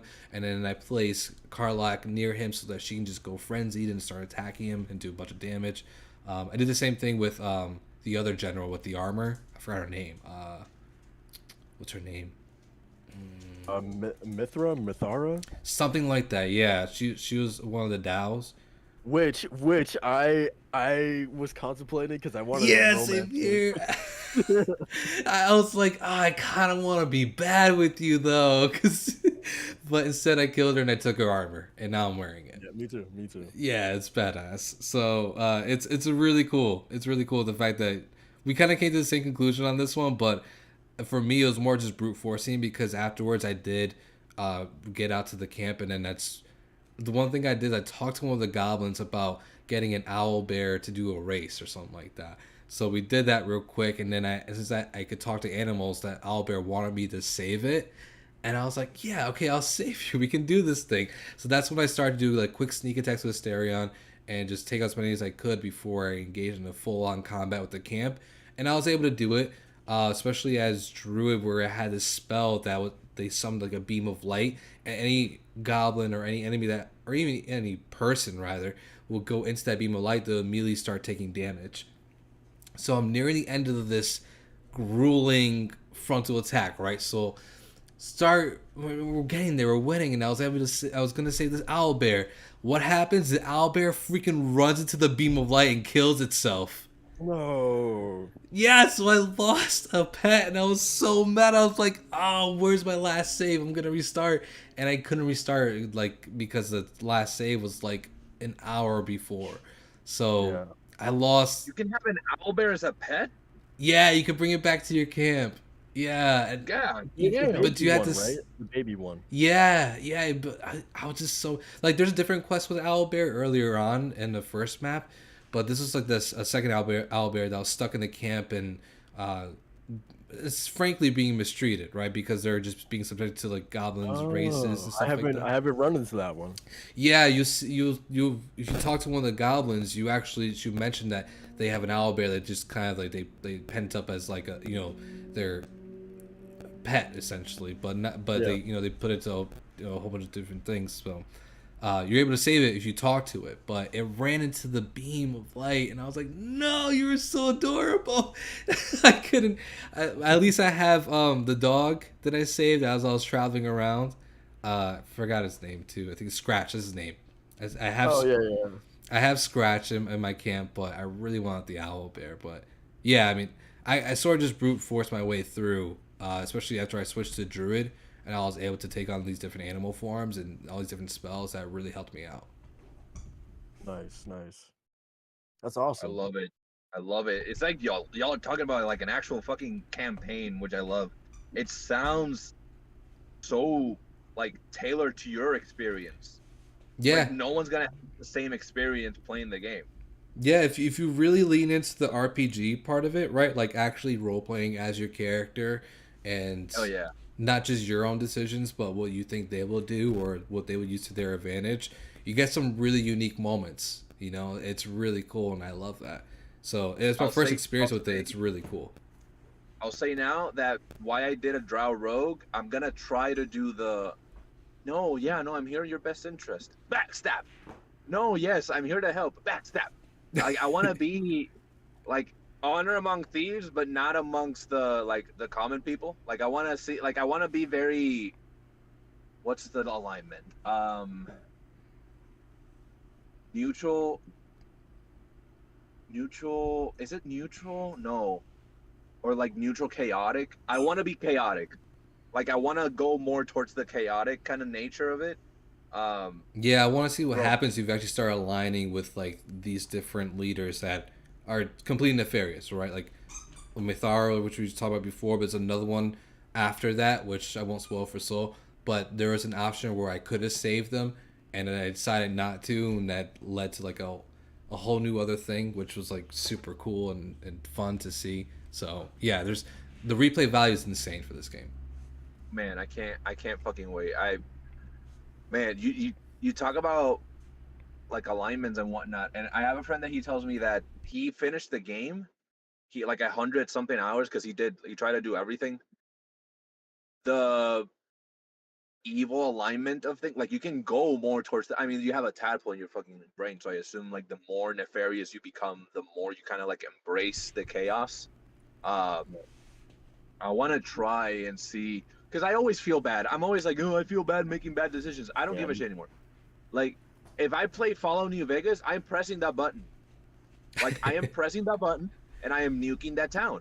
It's Like interesting I how don't they care. set that up though, and it's I think Soul could agree with me. Where like, did you have the dream with? Yeah, yeah, Okay, so it's interesting how they set it up, Walt, because they're making it as like this is a necessary evil, you know, of having for the tadpole. So whether you use it is you know it's kind of like the whole thing of like if something's not really a weapon until someone has it in their hands, kind of thing. Yeah. It's the same thing with the tadpole. Where like you can use this for good, or you can use it, you know, for evil. But yeah. that's Well, entirely up to it's entirely up to you how you actually use it, and I'm not sure how it's going to affect you later down the line, obviously. But it seems like that's they're the fun setting up to part. be yeah. It seems like they're setting up this thing to be very ambiguous. Man, now I want to recreate. Now I want to make another character, make a warlock, so I can like I don't know, man. It's so good. God, It's such a good game. Yeah, so excited. I I'm hope they glad. do DLC for me. Yeah, I'm glad that you're enjoying it, man. Um, yeah, that's awesome. Yeah, give Uh, it a slow burn, man. Like this is that kind of game where you dive into it and you can just go full throttle, right? But like for someone that's like for me that's new and kind of just like likes to dip into it and really soak in everything, yeah, there's a lot there, Man, man. you're in your fucking water-based comments, man. I am a Dip Pi- into it, soak into it. I am a Pisces. I am a Pisces. Oh my God, shut the fuck up. Yeah, man. Is it up to your expectations also so far? Oh yeah, definitely. It's giving me that level of freedom to just like take any situation, any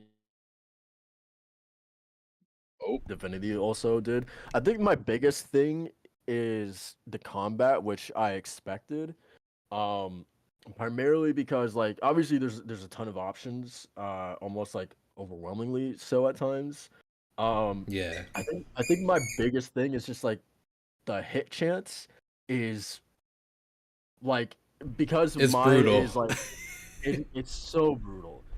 And the like hit chance. I didn't like your chance to actually be able to hit an enemy Oh, is roll to hit. Yeah, it's really bad. Like there are it will give you a percentage of like this is how likely you are to hit this enemy. Like it just feels like I barely get over 50% with my specific character. Shadowheart, like she always gets like over like 70%. I think Karlach is usually pretty high. Yeah, so And for me, Lae'zel. she rarely missed. Karlak rarely missed for me. Yeah. But yeah, just for whatever reason, my character and like my character uses weapons that she's proficient in. So like feel like I shouldn't have this issue, but yeah, for whatever reason, like whenever I depends on the do, weapon.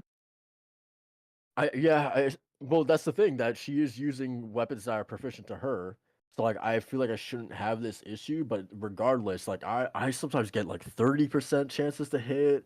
Like it's really that's my one hang up. But besides that, and again, like I never really had that issue with Divinity. I feel like it was just like there was obviously certain circumstances that gave you certain advantages or disadvantages, and obviously there would be times that you would miss attacks, but not this frequently. Like I feel like I'm missing like 70% of the attacks that I melee attacks that I do. You know what's interesting about that is that me having played D&D for the last 2 years and a half, I I'm glad that there's a game that embraces and that's like the point of it, like it's the D&D aspect of it and the rolling the dice and all this. If I were in your position, having sessions where I rolled in real life, I played my character on D&D and D and I would roll and I would miss and I would miss and I would never land a hit. I'd be like, fucking, what's going, like, I'd be like, look at my friend, I'm like, blow on this dice. Okay, let's give it good energy. All right, roll it, and I missed again. God, what's going on today? Yeah. I would treat it that way. Like for me, if I keep missing in game, I mean, obviously it's easy to be like, oh, like the coding, like, oh my god, like they don't the RNG fucking. In real life, if you watch Critical Role, there are sessions where Laura Bailey specifically, when she plays Jester on Campaign 2, The Mighty Nine, there's sessions where she does not hit at all. ever. She misses absolutely every hit, and she gets so frustrated. But then you see Matt, the DM, he's like, that's the name of the game. You roll, and there's a chance that you're gonna fail absolutely every time, or you're gonna get that one nat 20 that's gonna win the game. I love that. I love that there's a game that exists right now that's like that, man. Man, if this doesn't get game of the year, I don't know. Like, this is the epitome of game. D&D walked so that video games could run. Like, come on, man. Like, this needs to win to make a point. I feel that the amount of character, or not character, but player choice is really like, it feels unrivaled. And that's coming off of playing Tears of the Kingdom, where you have as much player choice as possible in that open world.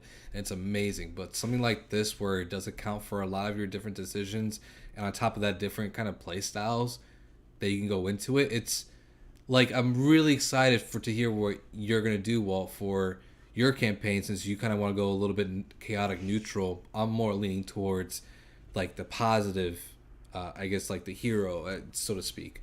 So that would be lawful good. So you're lawful. You're more on like Yeah, uh essentially, yeah. so there's lawful, chaotic, evil, or yeah, evil. There's lawful good, lawful chaotic, lawful evil, neutral, neutral good, neutral lawful. Like, there's like neutral chaotic. Uh, there's like 6 different alignments, 3 combinations with each one, and you can go either way. Like, it doesn't matter what you don't want to be, guys. I don't know if you can be this in the game, and D&D in general. You don't want to be a murder hobo. You know what a murder hobo is? What a murder. No. This is the name you deem someone when all they want to do in a fucking D&D campaign is kill everyone. Oh, you meet this NPC in a tavern, I stab him. Bro, why are you fucking? I rolled a hit. You're not gonna roll the hit. I'm not gonna let you hit him. No, because this person just wants to kill absolutely everyone. I once played with a murder hobo in a campaign. It's frustrating because you try to progress the story, and you just have this jackass fucking killing everyone. And I'm like, all right, we won't play today then, Just guys. like Let's just get them. like real life. Just like real life. But to piggyback off what you're saying, Souls, I think I was getting frustrated with Paladin because I was missing a lot with my Yeah. melee attacks, and not really knowing what to do with like the little spells that they gave me, and then some enhancements. I was just like, I'm gonna move to something that's a little more, a little more fun, at least at this point in time. So that's why I went with a druid, and I've been having a lot more fun with that. Just a different variety of attacks I'm giving for each animal. So maybe it could be a class thing. I'm not sure though. But You're more it could be spellcasting. just a role thing, like Walt said, because I'm not playing. I turned karmic dice off so that I have more of that randomness. Hmm. Yeah. Yeah, it could be you just have bad luck. So sometimes it's that, like, sometimes like the RNG. Sometimes you do a strike on Destiny and you don't get that weapon, and then you do it once next month and you get the weapon. That's the RNG. Yeah. We'll see. I hope it's just something as simple as I need better weapons. I really hope that's all that it is. But Sure. yeah, we'll see. Because I generally like my class, but yeah, that's the one hang up that I have. Um, all right. Did we miss anything? Is there anything? Characters. How are you feeling about the characters so far, Macho? Carlock, man. This is Oh man, that's you and just everyone. Like, let's what the just fuck? let's just say it. When my character, I was talking to Shadowheart first, and because she's awesome, she's cute, and she's one of the first party members that you kind of really get, and we talk a lot, you know what I'm saying, and eventually we had this little party at the camp, and she offers me a drink. I'm like, okay, let me save scum right here. Let me save it right here, see what happens. And I saw the love scene, like not a love scene, but like a little kissing scene. I was like, all right, that's cute. Let's get to the baddie this time. So I went to Yo, Carlock, and I reloaded my save, went to Carlock, and she had me at, I'm gonna ride you till I see stars. And that's it. That's Jeez. my baby right there. I was like, let's go. I just love the passion in her, and just her dialogue is super witty and fun. Yeah, just the characters overall, they're really great. And I think Astarion he was a little annoying for me at first, but now that I actually get to know like more of his background and we have more talks, and it's not flirty at this point either. He tried they tried to veer it into it, you know, as like, oh, it could be a little flirty, especially with Will too, because I talked to Will a lot, and they're like, oh yeah, I have some dialogue options where I could like, yeah, I think about you all the time, Will, whatever. I was like, no, I just think you're cool, like we're buds, right? Oh, so that's funny that you say that because Gale on the once you do the whole you finish the Druid Grove whole plot line Yeah. and you have the party afterwards.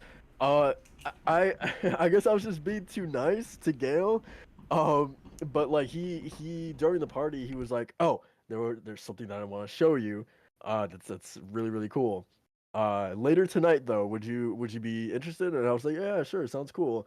I didn't know that that had like romantic implications. So then like I went to talk to all my other party members, and they were all like, oh, but it seems like you promised your night to someone else, and I was like, what? Like what? But then I'm not interested in Gale at all. He's cool, but then I went to talk to Shadowheart, and I was like, yo, like, and then she basically said the same thing, like, oh, but I see that that you're gonna be spending time with Gale tonight, and I was like, oh, but I would rather spend my night Yeah. with Yeah. you. So I did that, and Gale spent the night alone. So You just left him Y'all on the bunch of mountain. degenerates. He just left on the mountain, just his own drink. That's hilarious. Because I did sing in the shower where I was like, "Oh yeah, I'll meet up with you later tonight." But then I talked to Carl like afterwards, and then that's when you can pivot. But I felt bad doing this. So that's why I reloaded my save. Just went full with Carlock.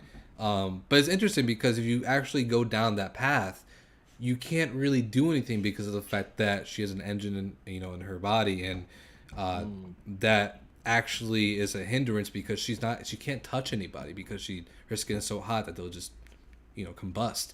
So it was actually like a Yeah. cool little love quest line where you had to help finish her goal before you can really do anything. But there's that allure and there's that promise, the carrot on the stick of like, yeah, you can end up with her, but you have to help her out first to really prove that you like her.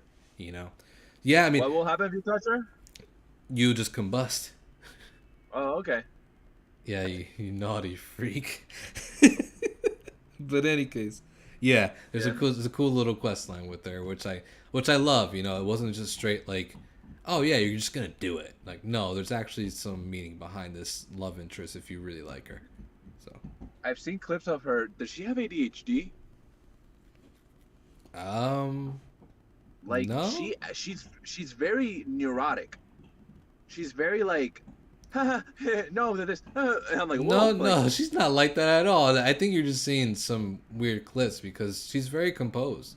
I mean, she's outgoing, right? But and she definitely has an external characteristic about her, but I don't think she's not frantic or anything like that or weird about it. No. It might have been a moment where she's already like in love with the protagonist, and she was like kind of like shy and like kind of awkward, so she was like scrambling to make out words. Yeah, She gets very shy. yeah, more or less, yeah, because like when I was, talking to her and flirting, she was a little beside herself. Like she'll match it, but then at the same time, like she'll be really cute about it. Because like when she asked me if I wanted to hang out that night and save the night for her and have private conversations or whatever, after we finish that conversation, the camera cuts into a little like more side view of her, and then she turns around and then she does a fist bump. She's like, yeah. like like she could Aw, yeah, she just gets excited. yeah, that's cute. it was That's adorable. I was like, oh, she was actually looking forward to this, and like, so I think that's what you're talking about. She was nervous around the hero character and the fact that she got what she wanted. She had a little excited moment. We really out here simping for pixels, huh? Hey, that's crazy. Hey man, That's how it goes. my wife is okay with that. So that's Oh man. But yeah, man, I'm just on all fronts, man. Really, really enjoying the game. The music too is fantastic, which I had no doubts about that. Divinity's soundtrack is gorgeous. It's Yeah, one of those soundtracks that I love putting on in the background while I write or do stuff like that. And BG3 is probably gonna be the same. yeah, it's really So yeah, I'm glad that both of us are enjoying it. Walt, I'm excited to hear your thoughts when you get more into it for sure. Yes, can't wait to unleash chaos and and catch some hands and man, oh man, I can't wait, bro. D&D, D&D. I'm Um, glad you think of so this. yeah, me too, for sure. So let's move on to the Nintendo Switch 2 or Nintendo's next system. So we just got a report from, I believe it was VGC, who basically reported that Nintendo showed a behind closed doors presentation of their next gen system. Um, and it ran the Matrix, whatever that name was. It was like the Matrix something UE5 demo on the console, and then it also played Breath of the Wild at a better frame rate and resolution. So yeah, I mean that's the extent of the knowledge that we have on it. Um, Also that it seems to be it's gonna be comparable performance wise to PS5 and the Xbox Series. Wow. Uh, Apparently, yeah. So yeah. I So think I they guess got confused, and that wasn't a Nintendo screening. I think that was just like probably Valve or some shit. Nintendo making good hardware, huh? all right. So I guess my biggest question to you guys is like what do you guys personally are looking for? What do you want out of like when you hear next gen Nintendo system, like what is it that you guys want from that? Consistent frame rate, consistent resolution, Is Better is that consistent. online. is that is that purely it for you, like because I feel like that's gonna be it for most people. As long as it's something that has like modern day frame rates and resolution, then that's it. That's all they really need. Is that like, Consistency. okay? Well, for That's what for I want. me, for me, it'll be Consistent performance. online. It'll be online for sure, and just Yeah. really streamline the community aspect of it. Right, that like what I love about from what I see from Xbox and what I love from PlayStation, that it's all very seamless of jumping into parties, getting messages, Yep. having the even the app integration is really wonderful too because you don't necessarily need to have your console on for it to work and to have all that stuff. So it's not it's mind you, it's not a deal breaker either. But if we're talking about the next evolution of Switch, then yeah, having a robust online experience will make it so much better. Especially when you're navigating the store too. Like it feels like I'm chugging through a slideshow when I'm actually going through Nintendo store compared to what we get on Yeah. PlayStation where it's so seamless. Yeah, Like make it Yeah. enjoyable to But buy and look for games. You know what I mean? make it make it quality of life. Like quality of life has to be number one priority. And I think, mind you, I don't think Nintendo is the type of not cons. Well, yeah, the ecosystem, the the party, the chat. It doesn't have to be as rigorous as a PS5 or as an Xbox. Like I don't want to like I'm not expecting to be in an eight player party, but give me enough for like three people. Like optimize it to where I'm able to play some co-op games, maybe Mario Kart. But that's the thing. I think Nintendo is too focused on the couch party, everyone's in the same room kind of vibe. Like everyone brings their own controllers, or we got Joy Cons, or like the family. This is the family system. Family They system. have to though. That's their bread and I butter, know, man. but the thing is that that comes at the cost of like neglecting just the overall console. Because you have that's another thing, man. There's so much shovelware. We don't need all that shit on it. Like we don't need all these fucking games. Half of these games, I bet no one even fucking plays. Why are they even on the? I bet that's why it's so slow. You're saturating the goddamn store with BS. Like there's stuff. Try and play Mario Odyssey. Play Breath of not even man Breath of the Wild, Tears of the Kingdom. You got those dips. You have frame dips. Just make it a consistent console at the beginning, if you would have asked me Soul last year, what are you expecting from Nintendo Switch 2? 4K. At this point, bro, just give me consistent performance. I can't play Astral Chain anymore. I played it that one time and I liked it. I would like to go back to it, but it dips so much. Bayonetta, dipping. Doom, dipping. Everything dips. I'm not Yeah. playing Doom on it. Seen Yeah, videos of yeah. I it. think the consistent, yeah, the frame rate is especially. I mean, for us, right? Like this game is especially important, but I think if they just hit like some good targets, then just make it feel like a next step. That's the thing. It needs to feel like it's a Switch 2. If it doesn't feel like that, then what's really the point? But I think we could trust Nintendo at this point to really like make those critical decisions that this is something familiar, but also something that you're gonna love and that's new. So Now, I do you hope that's guys? right. But the thing is, well, real quick, Yeah. one thing I did see in the rumors that this thing is not gonna have OLED. It's not gonna have an OLED screen, So they're which still is doing the hybrid. yeah. But I think this thing is not coming out with an OLED screen, which would be kind of disappointing. You know that Unfortunately. Yeah. that's one of again. I don't know if it's a deal breaker. I need to see the thing in motion before really saying that.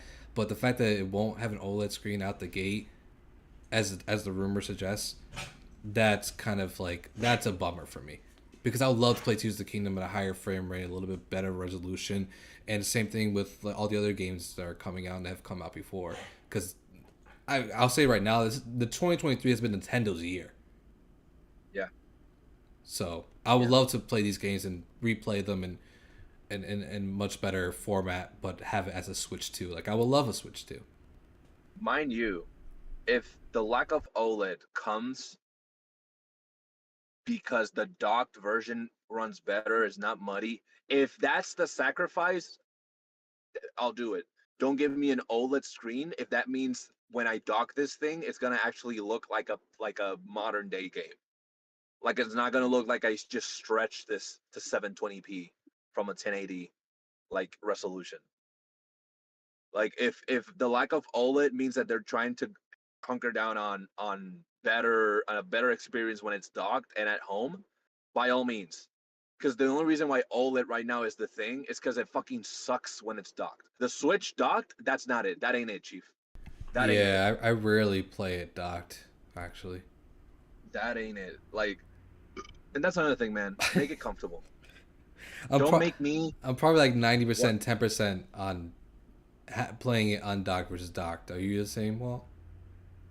dude. I don't play it docked anymore. It's been a Yeah, year that I haven't played it docked. yeah, Like, that's another thing, man. Make it comfortable. Don't make me depend on accessories. Make it a comfortable console to hold when I'm playing it handheld. Like, Valve did it. The Steam Deck is probably the most comfortable handheld console ever, ever. Like, why can't we do that? If we're like, we've been around, like, don't act like we don't know what we're doing. Like, this console just needs to be consistent. That's the thing. And then the internet thing, I lost hope with that, man. Like, I think Nintendo just doesn't know how to do internet. They just don't know how to do like a damn online experience. I don't look at the Switch anymore and think about playing with people unless they're next to me, because it is so frustrating. It's so frustrating. Like I can't play Mario Kart without every two races. You have been disconnected. Oh, great. Thanks. Thanks, Mr. Nintendo. Thank you, Shigeru. Appreciate it, Bowser. No, man. What about you, Soul? Do you think the Switch 2, what does the Switch 2 need to have for you to buy it? Um, I don't know. I'm trying to. This my last Nintendo console was the Wii. So like Jesus it's Christ. yeah. So it's not even like I don't know. It's not even like the Wii U and the Switch were like maybe it was that they were unappealing. I really don't know. I guess it's purely just a financial thing. So like honestly, when the Switch starts coming down in price, I may just dip in at that point. Um, Yeah. Get but the yeah, OLED though. yeah. I guess the main thing would just be like an affordable price. If it's anything above 300, then like I'm probably a hard no at that point. Um, but also that reminds me, I should say, I this guy that I work with, he just bought a PS5 for Baldur's Gate 3. Like Nice. that's I didn't think Baldur's Gate 3 would be like a system seller in that sense, but that's pretty crazy to me. But yeah, so I don't know. I guess just like the price would be a big thing, and then also just like the library as well, because like Zelda is cool, obviously. And we gotta see what Metro Prime 4 does.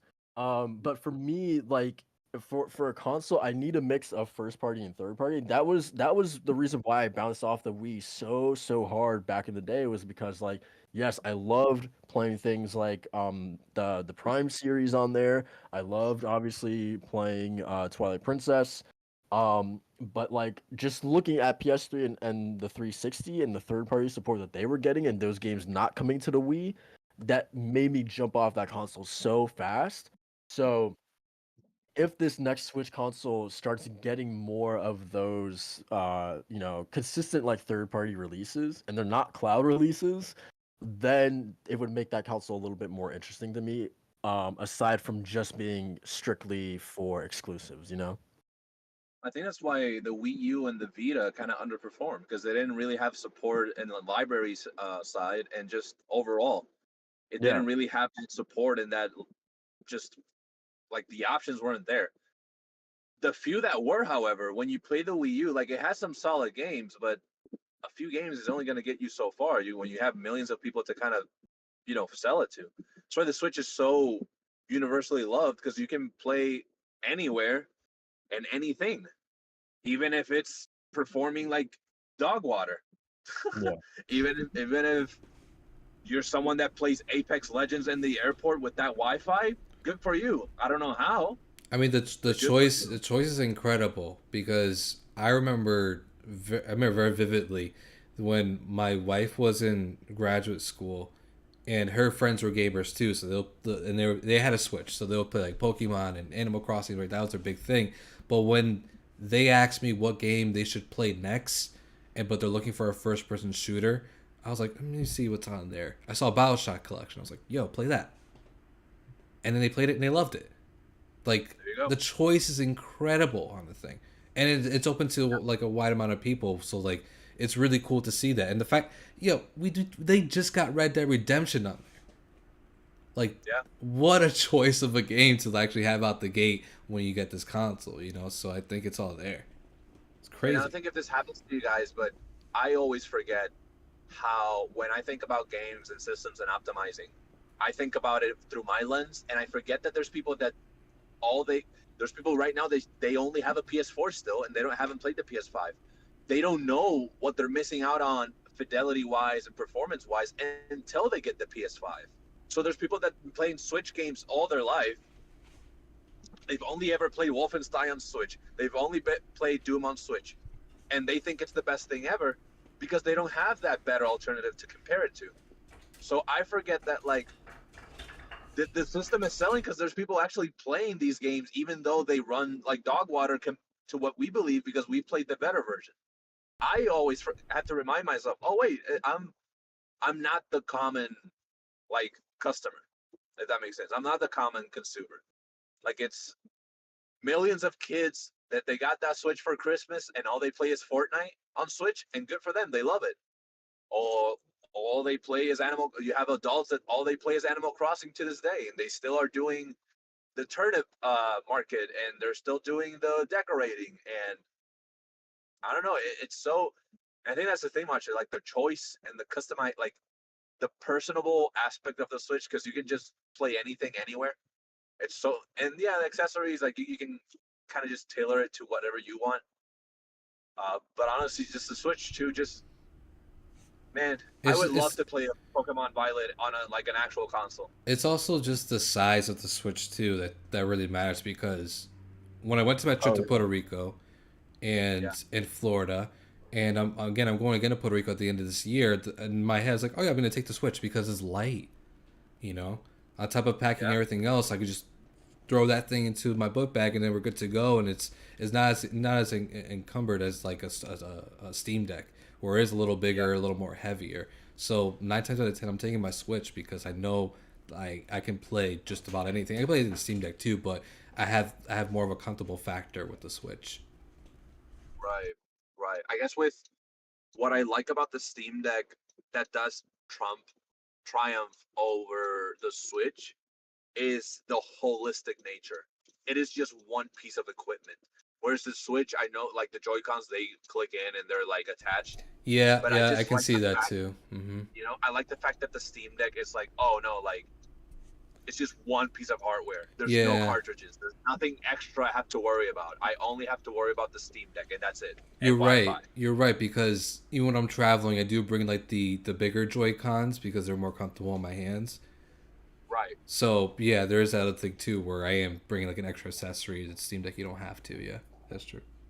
Uh, but yeah, man, like I would love to play Pokemon Violet on like an actual console, like a Also, console that doesn't run like shit. and also, I would like this console to have Mario Kart 9 if possible. You know. Yes, please, But please. okay, I'm what do you tired of guys looking at want? Mario Kart 8 for the past 10 years. Did you What do you see they guys want released? from Mario Kart 9? Um, expand the roster even more. Okay, sure. They can just do that with Mario Kart 8.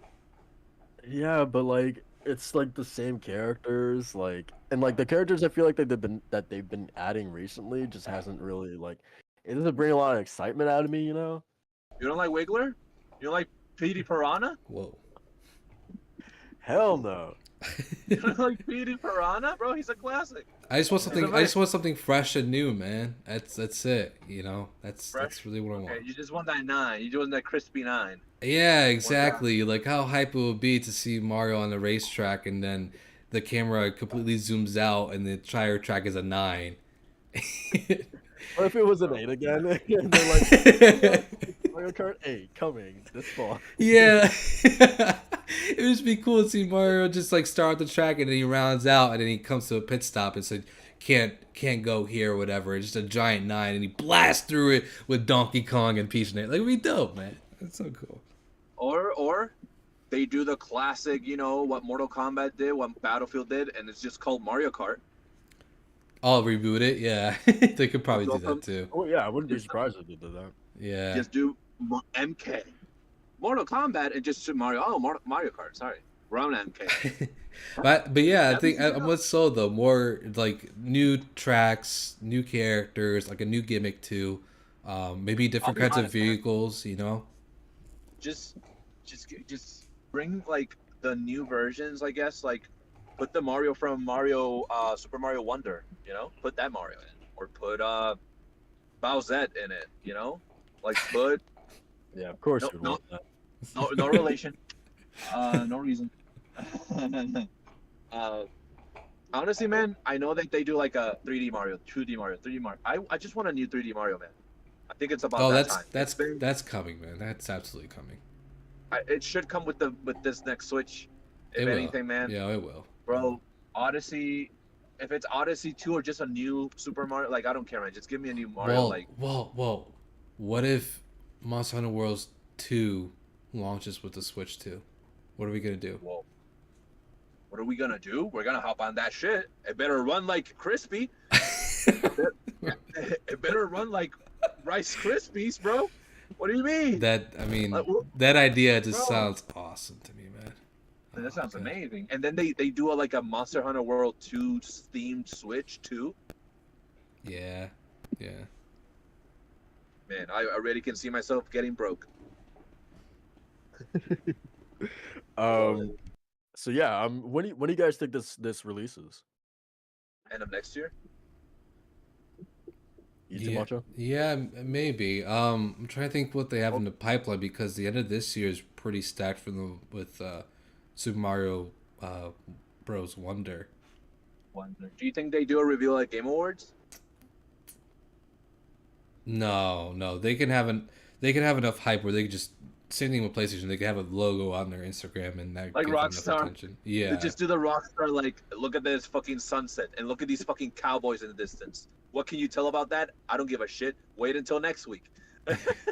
yeah. I mean, it's I want it to come out early next year because the thing is like I don't really know like what's coming next year other than like a handful of games really. So I want to get excited about 2024. I'm not really there yet.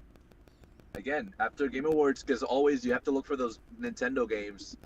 Maybe they announce like a new Mario, or because I think Nintendo has always released. Correct me if I'm wrong. Their consoles usually come like throughout the springtime or summer. I don't well, think. I mean that was just the Switch. The Switch was the one outlier. The rest of them, correct me if I'm wrong, have Regular. been fall releases. That's why the Switch was Yeah, so weird because it came out March in 2017. yeah. Because I remember the Wii. I bought it during November because it came out like during October. Uh, Yeah, back in 2012. Oh my god. Ugh, 2012. I Ugh. either way, they're gonna give you some crazy good incentive to pick the thing up day one. So I'm gonna assume it's gonna be like early next year to the summer. So that Yeah, we yeah, that makes so sense. we have like a good lineup of games because that could be the new Mario game, 3D Mario game. It could be Metro Prime 4 if if we're even lucky. Um, Now, maybe something new with Xenoblade as well. is this console gonna run Switch games? Oh, it has to. I think it has to. It has to run Switch games, and Yeah. it has to continue the Nintendo Switch Online thing with the library. Um, and another thing, I don't know if they're gonna do the same thing because I mean PlayStation and Xbox did it. I wonder if they're only gonna have a one cartridge version or if they're gonna do like their own digital version, digital only, Hmm. and I feel and make a more affordable one. Like to Soul's point, like maybe they make like if they're going for like the 300 price range, then a $200 digital only Switch too. Oh, that's interesting. Hmm. I feel yeah. like I feel like it makes sense for a handheld. It makes sense to go fully digital, if at all. I don't know. I don't know. I don't think Nintendo has ever done that though. They've always had. Well, no, there was a. The only time they kind of switched, switched. They kind of switched to digital, not digital, but like what you could put into the system was with the DS. The initial DSs, you could put GBA games, but then it became a thing where you could only play Nintendo DS games. But then they went back, and then the 2DS came out, and then you can play GBA again in Nintendo DS. Uh, Yeah. it Well, it would be, I think they're gonna have both because you can't abandon all the people that have cartridges like myself.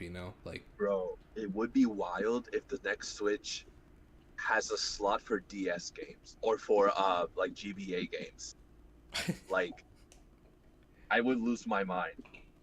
That would be fucking insane. They're not doing that though. Nintendo's not that consumer friendly.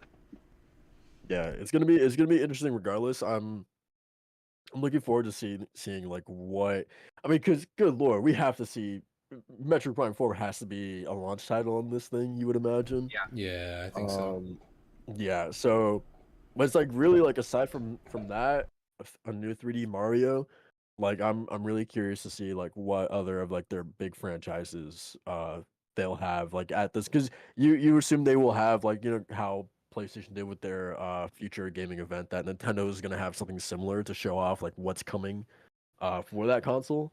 So yeah, just like thinking about like what could be there, it's pretty exciting for sure.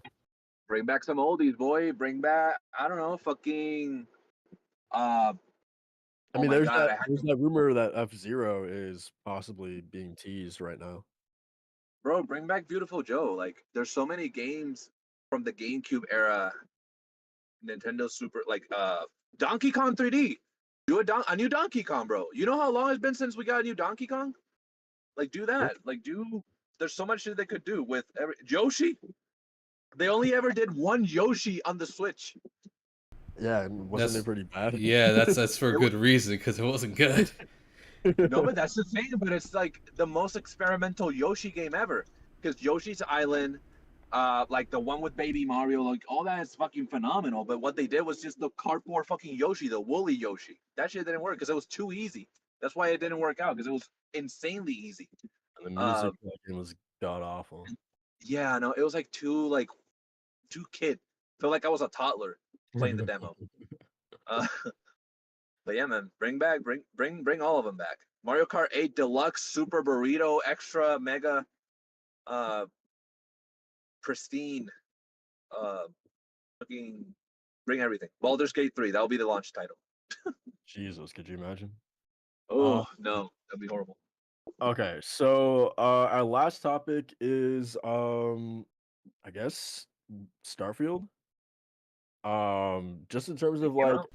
yeah. So the game came out, obviously. Um, uh, Much anticipated title from Bethesda.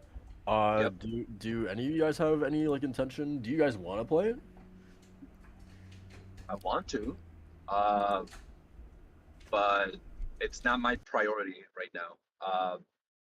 Honestly, I don't know. I want to, but it's like Skyrim. Skyrim I wanted to play, but I didn't play years and like later. I feel like Starfield, I have to wait until the hype dies down. I'm in the same boat with like a show. Like when Stranger Things came out, I didn't watch it until people shut the fuck up about it. So I think I'm gonna play Starfield when everyone just shuts up about it and everyone's like on the next thing. And plus, I'd have to play it on my either Steam Deck or my computer. I'm probably gonna play it on Steam Deck. I'm gonna see how it runs on the Steam Deck. Um, I don't know. Right now, I'm not. I'm not really. I got other games that I want to play. They're big. What about you, Macho? Yeah, I mean, the thing is, I'm getting more and more convinced to try it out, but uh, yeah, there's still like a big barrier for me because I'm not really the biggest sci-fi guy. So Yeah, I was telling Walt before that if there's something that's out of like my what I usually go for, which is mostly fantasy and time period pieces like Red Dead Redemption 2. yeah, Then I would need something like really compelling to like really gravitate to me to play it. And for Starfield, it'd be that the stories are that people are unraveling as they keep playing. And there's one yeah. side quest that Greg Miller talked about that really intrigued me. I thought that okay, that's actually a really cool one. Nice little nod to like comic books and stuff like that. I thought was really dope. But other than that, I think from what I'm seeing from people who are talking about it and from Flame who's telling me more about it, is that yeah the story is good and that there's something to latch onto, there's something to really care for and to really get immerse yourself in, and that sounds intriguing. But at the same time, it's like I'm hearing other people It's a saying Bethesda. yeah I'm hearing other people say that like if you like Bethesda RPGs, you're gonna love this, and I don't really like Bethesda RPGs. So Yeah, it's like Soul when you talk about the Ubi stench, the Ubisoft stench. Like I feel like Bethesda has a different type of funk to their games, and it's Yeah. like it's a jankiness. There's a jankiness to it. There's like a kind of like a weird factor to like the animations. It's like halfway through uncanny or not. Supposedly the animations in this game, the facial animations and all that is like way better than in previous games. But I don't know, man. Like I know it's like a lot of dialogue and all that. The reason why Skyrim kind of stood out so much for me, it's because of you had so much magic alternatives, and you could go to Solitude and go to the School of Magic, and that's super cool. With sci-fi, there's certain things I look for that make the experience that much better. Going into space, going into light speed, exploring different planets, landing, looking for a landing spot. That's not really what you're gonna get with Starfield, I think. And I told Macho, if you want to get your sci-fi fix, honestly, we can just hop onto No Man's Sky, and we're gonna check if we can hop on No Man's Sky on PS5 later on, yeah, Well, because there's co-op. that's the thing that's I didn't expect from same. Starfield is that with their other games, it's obviously it's one big open world, right? So it's like the moment that you get out of the vault in any of the Fallout games, it's like That's bam, all. you're Yeah, free. You're free to go in whichever direction. It's that classic thing of like, hey, you see that thing on the horizon, go walk there. Whatever you see on the horizon that yeah, intrigues you, that looks remotely interesting, you could go ahead and walk over there. And the thing that I wasn't expecting is that that's not Starfield at all because it's multiple planets. You have like these little landing spots that you can land on, but it's not like one giant open world where like exploration is the biggest thing. Um, and that's something that like that's crazy to me because Bethesda's always been known for their open world exploration, and to hear that that's not really that much of a focus in this game is pretty wild to me.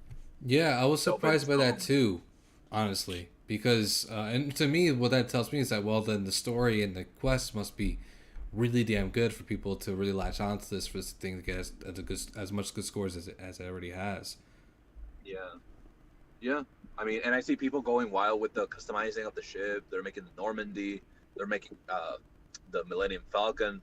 Like they're finding that creative, personable factor into it, and they're putting their own touch. And I like that. I like that a game offers that. I just I have to be in the mood for a Bethesda game because I know that they're insanely big, uh, and especially when you have a fucking 1,000 planets or whatever the fuck you have. I Yeah. know that there's a, like I saw this clip of one guy. He's like, I wonder what hidden aspects there are to this game because you have stuff like in Skyrim where if you kill people, eventually you're gonna have a dream, and then you're gonna see a letter from the Dark Brotherhood, like the Brotherhood of Shadows, or whatever, and then you can join this guild that only assassins are there. It's like you discover these things that aren't really like face value right there for you to discover. You only do through experimenting. I wonder if Starfield has that same factor, where if you destroy an animal, this organization that is hell bent on protecting the species, now they're out to get you or something. um, I don't know. I like when games do that, and that's something about Skyrim that was really cool. You could go into a house, kill the parents of some children, and adopt them. I don't know. Like That's wild. But I mean, it is. well, my coworker was actually telling me about it too because she really likes it, and then I was like, yeah, I saw some stuff. I'm not really super interested. She's like, well, you can customize your own ship. I'm like, I don't care. like, Yeah, I like, don't care. like, I'm glad like, people care. like that stuff. I don't care. For me, when like the most intriguing thing about a game in space is space exploration. Yeah, Or at least if it's not that, then a really engrossing story and characters I can connect to and really latch onto, like Mass Effect, right? That's not a space exploration game, but that's a very story heavy and character choice driven game that appealed to me because I love stories and games. So Yeah. if Starfield does the same thing, then and I'm hearing what I'm hearing, then yeah, eventually I'll try it out. But again, it's another hurdle for me to jump over because I'm not really big into sci-fi. I mean, it was enough for me to pick up Cyberpunk, let alone Starfield. Yeah. yeah, yeah. In Uh, Starfield, I still need to. No, sorry. In Cyberpunk 2077, I still need to play. So I need to finish that before Yeah. I get think about picking up Starfield. yeah. Every every theme, every theme in gaming has the thing that hooks you. You know, Skyrim, magic, exploration, Starfield, space exploration, and discovering species, and that's another thing about No Man's Sky. And I'll keep comparing because it's the closest thing I can think about, like a sci-fi game with space exploration, is that you can discover planet. Literally, you can name a planet because no one else has discovered it. That's a cool touch. Even though there's like what 18 quintillion planets, who cares? You just keep exploring. Like it's fun. Uh, One thing that they added to No Man's Sky, I know we're talking about Starfield, is that you can put portals into different planets, and you can teleport back to other galaxies that you were in, making it easier to traverse through spaces that you can build multiple bases, or you can visit multiple shops, and you could keep trading. And they made it more accessible that way. And I think playing that and going into Starfield, I have to get into the mindset. Okay, this is a story game. This is not space exploration. This is not This is a sci-fi story. This is not a space exploration story or a space exploration game. Um, like I need to remind myself of that. Like Fallout. Fallout, I didn't care for the story. I just wanted to explore the wasteland and look at the different factions. And then the story kind of picked up, and I was like, oh, there's like different purposes and different kinds of things going on. But the main thing was exploring the wasteland, doing bounties and doing side quests. It wasn't the main story. So Starfield sounds like it's the narrative that really holds on to you. And I wonder if the characters are good. I haven't really heard people like talk about the characters themselves. So I wonder if they're like cookie cutter or actually interesting or not. Yeah, it's funny you Um, mentioned it, actually. People talk about the quests and everything, but I can't recall people talking about characters, specific characters. yeah, Yeah. I don't know. Well, so what are you thinking? Like, I don't think you're much of a Bethesda guy anyway, but like, is this something that intrigues you the more you hear about it, or? Um, yeah, I would play it if I had a PC or an Xbox. It's just like this definitely seems like it's more in the vein of like where I wanted Bethesda to take their RPGs, especially after like um I would say Oblivion was probably like the last time that they really were like like heavy, like what an RPG like should be. But then it's like over time you see them moving like further and further away from that, from Skyrim to Fallout 4. Like I talk about it all the time, but like those games just really aren't good RPGs. I even struggle to call Fallout 4 an RPG because it really barely is. So Starfield is more in the vein of what Oblivion was. So it's like, yes, that's what I wanted them to do, to go back to that style of game. So for that reason alone, you're like, yeah, I am interested in this game. Um, but then there's other things, just like story and character wise. I it's interesting because I don't see a lot of people really, like, people are saying like the story is like okay, but it's like it's serviceable. It's definitely one of the better stories that they've done. Far better than Skyrim and Fallout 4 story. But that's still not like a high bar. So like it's good, but like, it's all right. Yeah. I also hear the combat is actually a lot better than it was in their previous games, which is good. So it's like it's cool to see that they're making all these improvements from their previous two titles. Um, but yeah, but then there's like some other just like little nitpicks and things like that I hear, but really I kind of like I could deal with all that stuff because like just purely like the space fantasy and the RPG ness of like just being able to go out and be whoever you want to be in this universe. That's what I care about. So it's good to hear that they seem to have nailed that aspect, but at the same time, there's other parts that I wish that they would have nailed as well that I care about, Yeah. like story and characters. Um, but yeah, regardless, I it's I don't know how you guys felt about this because I feel like the anticipation that this game had and the hype that this game had, I felt like this game was going into it. I thought it was gonna be like a return to form for the company. Like it was going to be like Metacritic wise, like back in that Skyrim range of like 90 and above. So to see that it's like I think it's like an 80 right now on Xbox. So it's like after like seeing the reviews and like reading the reviews and seeing just like kind of like the general like reaction uh various people online are having about it. Some of the podcasts that I've listened, like MinMax, have been like pretty lukewarm about the game. It's like, okay, now I can understand like why the game is kind of getting like the scores and reactions that it's getting. Um, Seeing how people Yeah. kind of talk about the game. Yeah, I I just was looked on. on Metacritic. It just got one review. I'm sure that has the Xbox fans hot as hell right now. Oh yeah, It's. from Jim Sterling. I'll Yeah. be honest. Yep. I was on the other spectrum of that soul where the hype that it had, I thought it was gonna crash and burn. I thought it was gonna be like the expectations were so insanely high that it was not gonna measure up. And I'm actually kind of happy that it's in the middle, like not middle, 85. That's really fucking good still. Yeah, Uh, like for a let's give it Bethesda back though. game, yeah, like for a Bethesda, I think there's so many fucking fantastic games this year that seeing Starfield be the one that's like, it's good, not be Well, great. well, that's the question too. Is that like I I feel like it's going to make Game of the Year at the end of the year purely because of its BGS and it's one of the biggest games of the year. Um, Right. at the same time, I feel like an 85 typically like doesn't net you a place in the Game of the Year at the Keeleys at the end of the year, right? Like Typically. I feel, and just taking account of all the better games that we've had this year that have scored better, it's I feel like it wouldn't, or that it shouldn't, but at the same time it's probably going to. And then it also depends on like what Spider-Man gets. If Spider-Man scores higher, then obviously it'll be in that discussion. But yeah, I'm curious. I agree with you on that actually because I don't think this is gonna.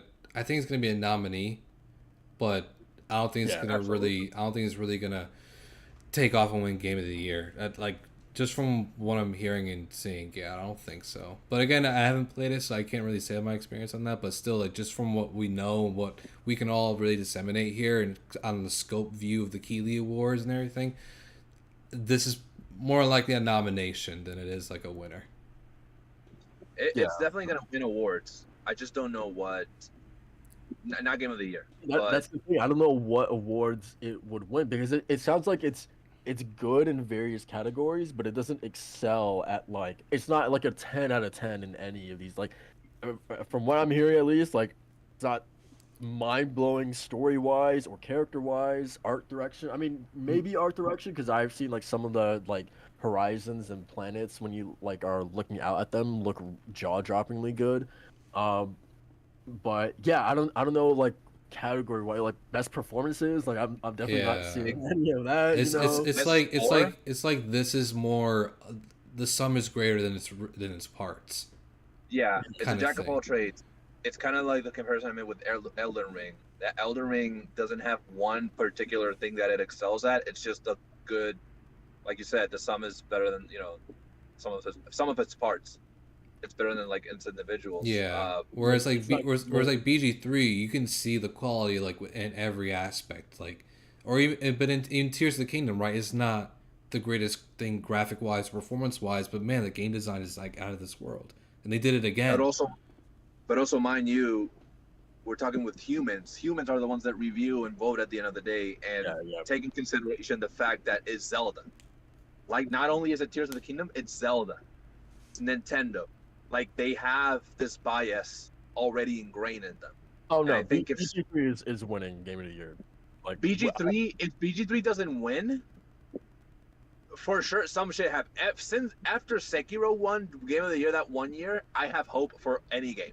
Because not that Sekiro didn't deserve it, but that was wild. I never expected a FromSoft game, especially when they were still that hard, to win the Game of the Year because the lack of accessibility or whatever the fuck.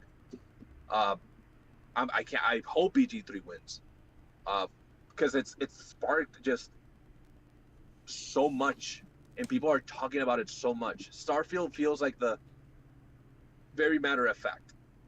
Yeah, This game I is think I think that's a good point because I think like the matter of impact from BG3 is a lot grander, especially when that's a type of game where that was very much a PC game, you know, and the fact that it's been embraced by so many kind of different kinds of people and streamers, and now it launching on PS5 and is getting to the Xbox console soon. The fact that it's getting that kind of praise from not just computer gamers but overall in the entire landscape, I everyone. think yeah, I think that gambit is, or at least that impact is a lot wider than something like Starfield or even at this point Tears of the Kingdom, no matter how great those games are. BG3 is that really juicy burger that your grandma Here we made that go. one day.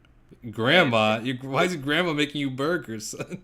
Hey man, she does everything, man. She does all the cooking. Wow. Okay. So only grandma. Uh, It can't be grandpa. That sounds it's sexist to uh, me. So that it's sounds just sexist to me, man. Only grandma can make your burgers. both my grandpas were dead gra- when I grew up. grandma's cookies. I never met my grandpas. They were both dead. Uh, my Baldur's Gate 3 is the homemade burger that you didn't know you needed. It caters to absolutely every aspect of your day. It fools you. It fills you. Pause. Don't. All right, let's end it there. I don't know where this analogy is going. Yeah, no, he's just rambling right now. Starfield Starfield is a Big Mac. You know exactly what McDonald's makes. Oh, okay, that's where he's They going. made the Big Mac. It tastes like a Big Mac. Yeah, I didn't expect any less. A little bit undercooked here, a little bit overcooked there. It's a Big Mac. Yeah. You had it cooking. You know exactly the recipe, but it doesn't. It just feels like they fulfilled a quota. And I do not mean to sound disrespectful. I haven't played the game. But I won't talk about the game. I'll talk about how the reception is. The reception feels like, yeah, Bethesda made another game. It's good, great. Baldur's Gate 3 came out. Oh my god, like this game, like if like I feel alive. I feel like I want a game. I want to spend the whole night playing. The reason why Starfield maybe you spend too much time in is because the game doesn't stop. That's great. BG3 just captures you because you want to find out what comes afterwards. There's two very different. I feel like there's overlap between the fan bases, but I definitely feel like there's more ground being covered with BG3 in terms of types of gamers than Starfield is. Starfield is catering to a very specific like audience that has been expecting Starfield. Yeah, they get excited for Bethesda RPGs and whatnot. Yeah. Absolutely, absolutely. Or hype beasts And in general, because those exist too. I'm gonna be frank. I'm seeing people talk about Starfield that never talked about Baldur's Gate, that never talked about Tears of the Kingdom. That uh, they're being quite the fighter, or as they call him in Attack on Titan, quite the warrior, if I may. I don't know, man. The bias is there, but I definitely feel like this is just a fantastic game year for games, and I can't wait to see what's next. Eternity's next week, and Macho's Hard. I'm gonna keep gaming that. Crazy. My what? Guys, that has been DualShock in the Sense, episode 109. I want to thank you guys for joining us. We will be back in 2 weeks, obviously, to talk more gaming goodness. Before we get out of here, I want to remind everyone to go ahead and like the podcast, share it out, all that good stuff. We're gonna get started with these outros. Macho, why don't you kick things off for us, man? What you got going on? A lot, man. The fact that I had COVID was right on my 1 year anniversary with my wife, so Whoa. we got some making up to do, especially since. Whoa. Relax, bro. Relax. No, so this week is gonna be filled. Absolutely. No, this weekend's gonna be filled with fun. Wait, hold on. No, it's another bad one. There's gonna be a lot going on this weekend. All right, let's say that. All right. But mostly gonna be gaming goodness, of course. So I said before that I've been a gaming whore, and it's true. I've been playing I've been playing Street Fighter 6, fellas. I actually got my leverless arcade stick from Razer, and it's basically the way you can like picture that. It's like kind of like a keyboard, but for fighting games, right? So instead of having the joystick being the direction for your characters or whatever the case may be, it's actually just buttons. So I've been messing around with that, getting really used to playing with that and practicing my characters with it. And yesterday I did like 40 matches with Marissa, with another player. And this thing is awesome. I love it so much.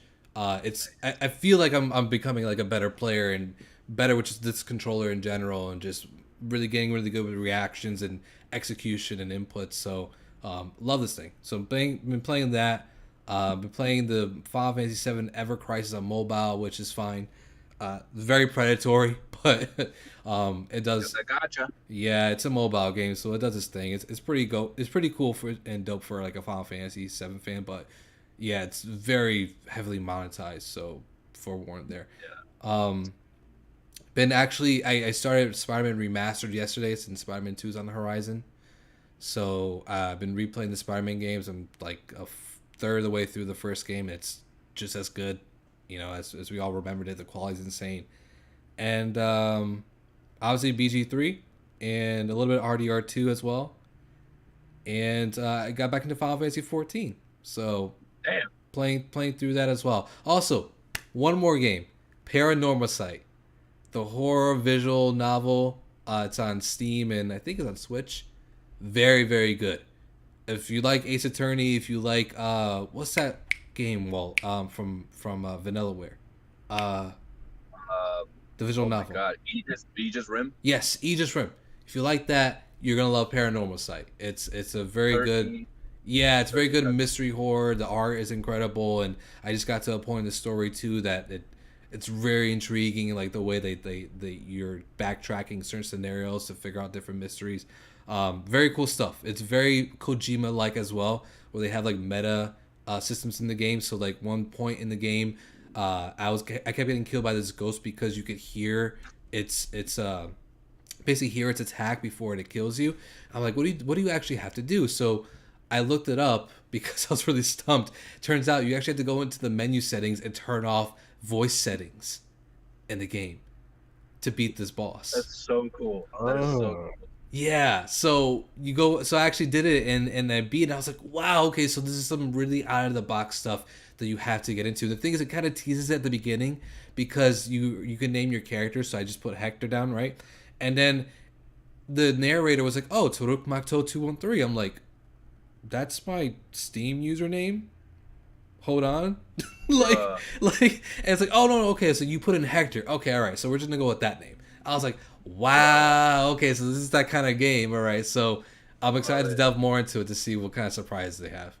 So That Psycho Mantis flavor. I yeah, love it. so Paranormal Sight, The Seven Mysteries of Hojo, definitely worth looking into if you have a Steam Deck or Nintendo Switch. So yeah, Hell yeah. that's what got packed up for this weekend, man. Lots of gaming. I'm excited. Nice, nice. Walt, what about you, man? Me, man, I'm gonna dive actually into BG3, the gameplay, see where that takes me, see what I unleash upon the denizens of the realm. Uh, Me and my friend group, we started a one-shot campaign that we're doing. I'm playing a Minotaur barbarian that has a nose ring that is filled with cocaine, and every time I take a hit, I go and have action surge, and I can do more attacks. That sounds awesome. It is amazing, and he is very calm. But man, the other day he had an orgy. Uh, it was wild. Wow. You Yeah. definitely took inspiration from that Minotaur in Hades. Hey man, gotta give the people what they want, you know. Uh, I'm gonna. What did I buy? I think I bought tickets for a movie. I forget which one, but this week I'm gonna see what I'm gonna catch at the cinema. I need to catch up on what was I gonna watch? It was a Christopher Nolan movie. I forget which one it was. I think I was gonna rewatch Interstellar later that next week because I'm in the sci-fi mood. I want to get in that mindset because I want to get back into No Man's Sky.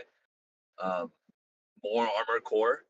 That's kind of like the instead of marathon kind of thing, Macho. That's the sprint. That's gonna be the sprint. I'm gonna take it in short bursts because it's frustrating, but I love it. I love that FromSoft frustration. Um, Fantastic game. I need to catch up on my hero. I am far behind on the chapters. It's been a couple weeks since I last read the last chapter. Uh, Mentally ready for Attack on Titan, the final season special, final season part one, whatever. Uh, I think it's officially ending this year. I can't wait for that. And man, just more One Piece, man. I can't wait to watch the live action and just see where it goes now. The manga is getting absolutely insane. Holy hell. I cannot wait, man. And the latest episodes for One Piece, they've animated something that people have been wanting to see animated for years now, and it is so worth it. It is peak shonen. Um, but yeah, man, that's gonna be pretty much it with me. Just BG3, Armored Core, and Return Nights when it comes out. That'll be my other Steam Deck game, the smaller one, because I'm playing BG3 on Steam Deck. But I do intend to eventually probably get on PS5 because those graphics. Yeah, How Yeah, about you, Soul? it's rough on Steam Deck. Yeah, it's tough. How about you, Soul? yeah. So for me, just exclusively BG3, game wise. Um, More One Piece anime. I also just bought a book yesterday called Persephone Station, which I'm not usually a like big sci-fi reader. I pretty much stick exclusively to fantasy books, because Right. it's just what I write.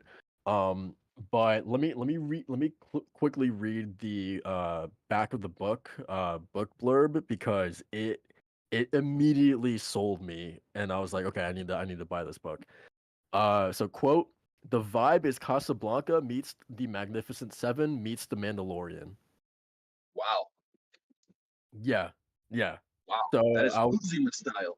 yeah, so I was like sick because it's one of those like ensemble things where it's like I'm not sure if it's a heist, but it's like these a group of characters who meet at a bar, right? The classic thing of like we meet at the bar, putting together this team to take on some almost like impossible job pretty much. Like they're like Right. mercenaries or like criminals or something along those lines, right? And I love stories like that, books like that. So I was like, hell yeah, buying that looks cool or sounds cool.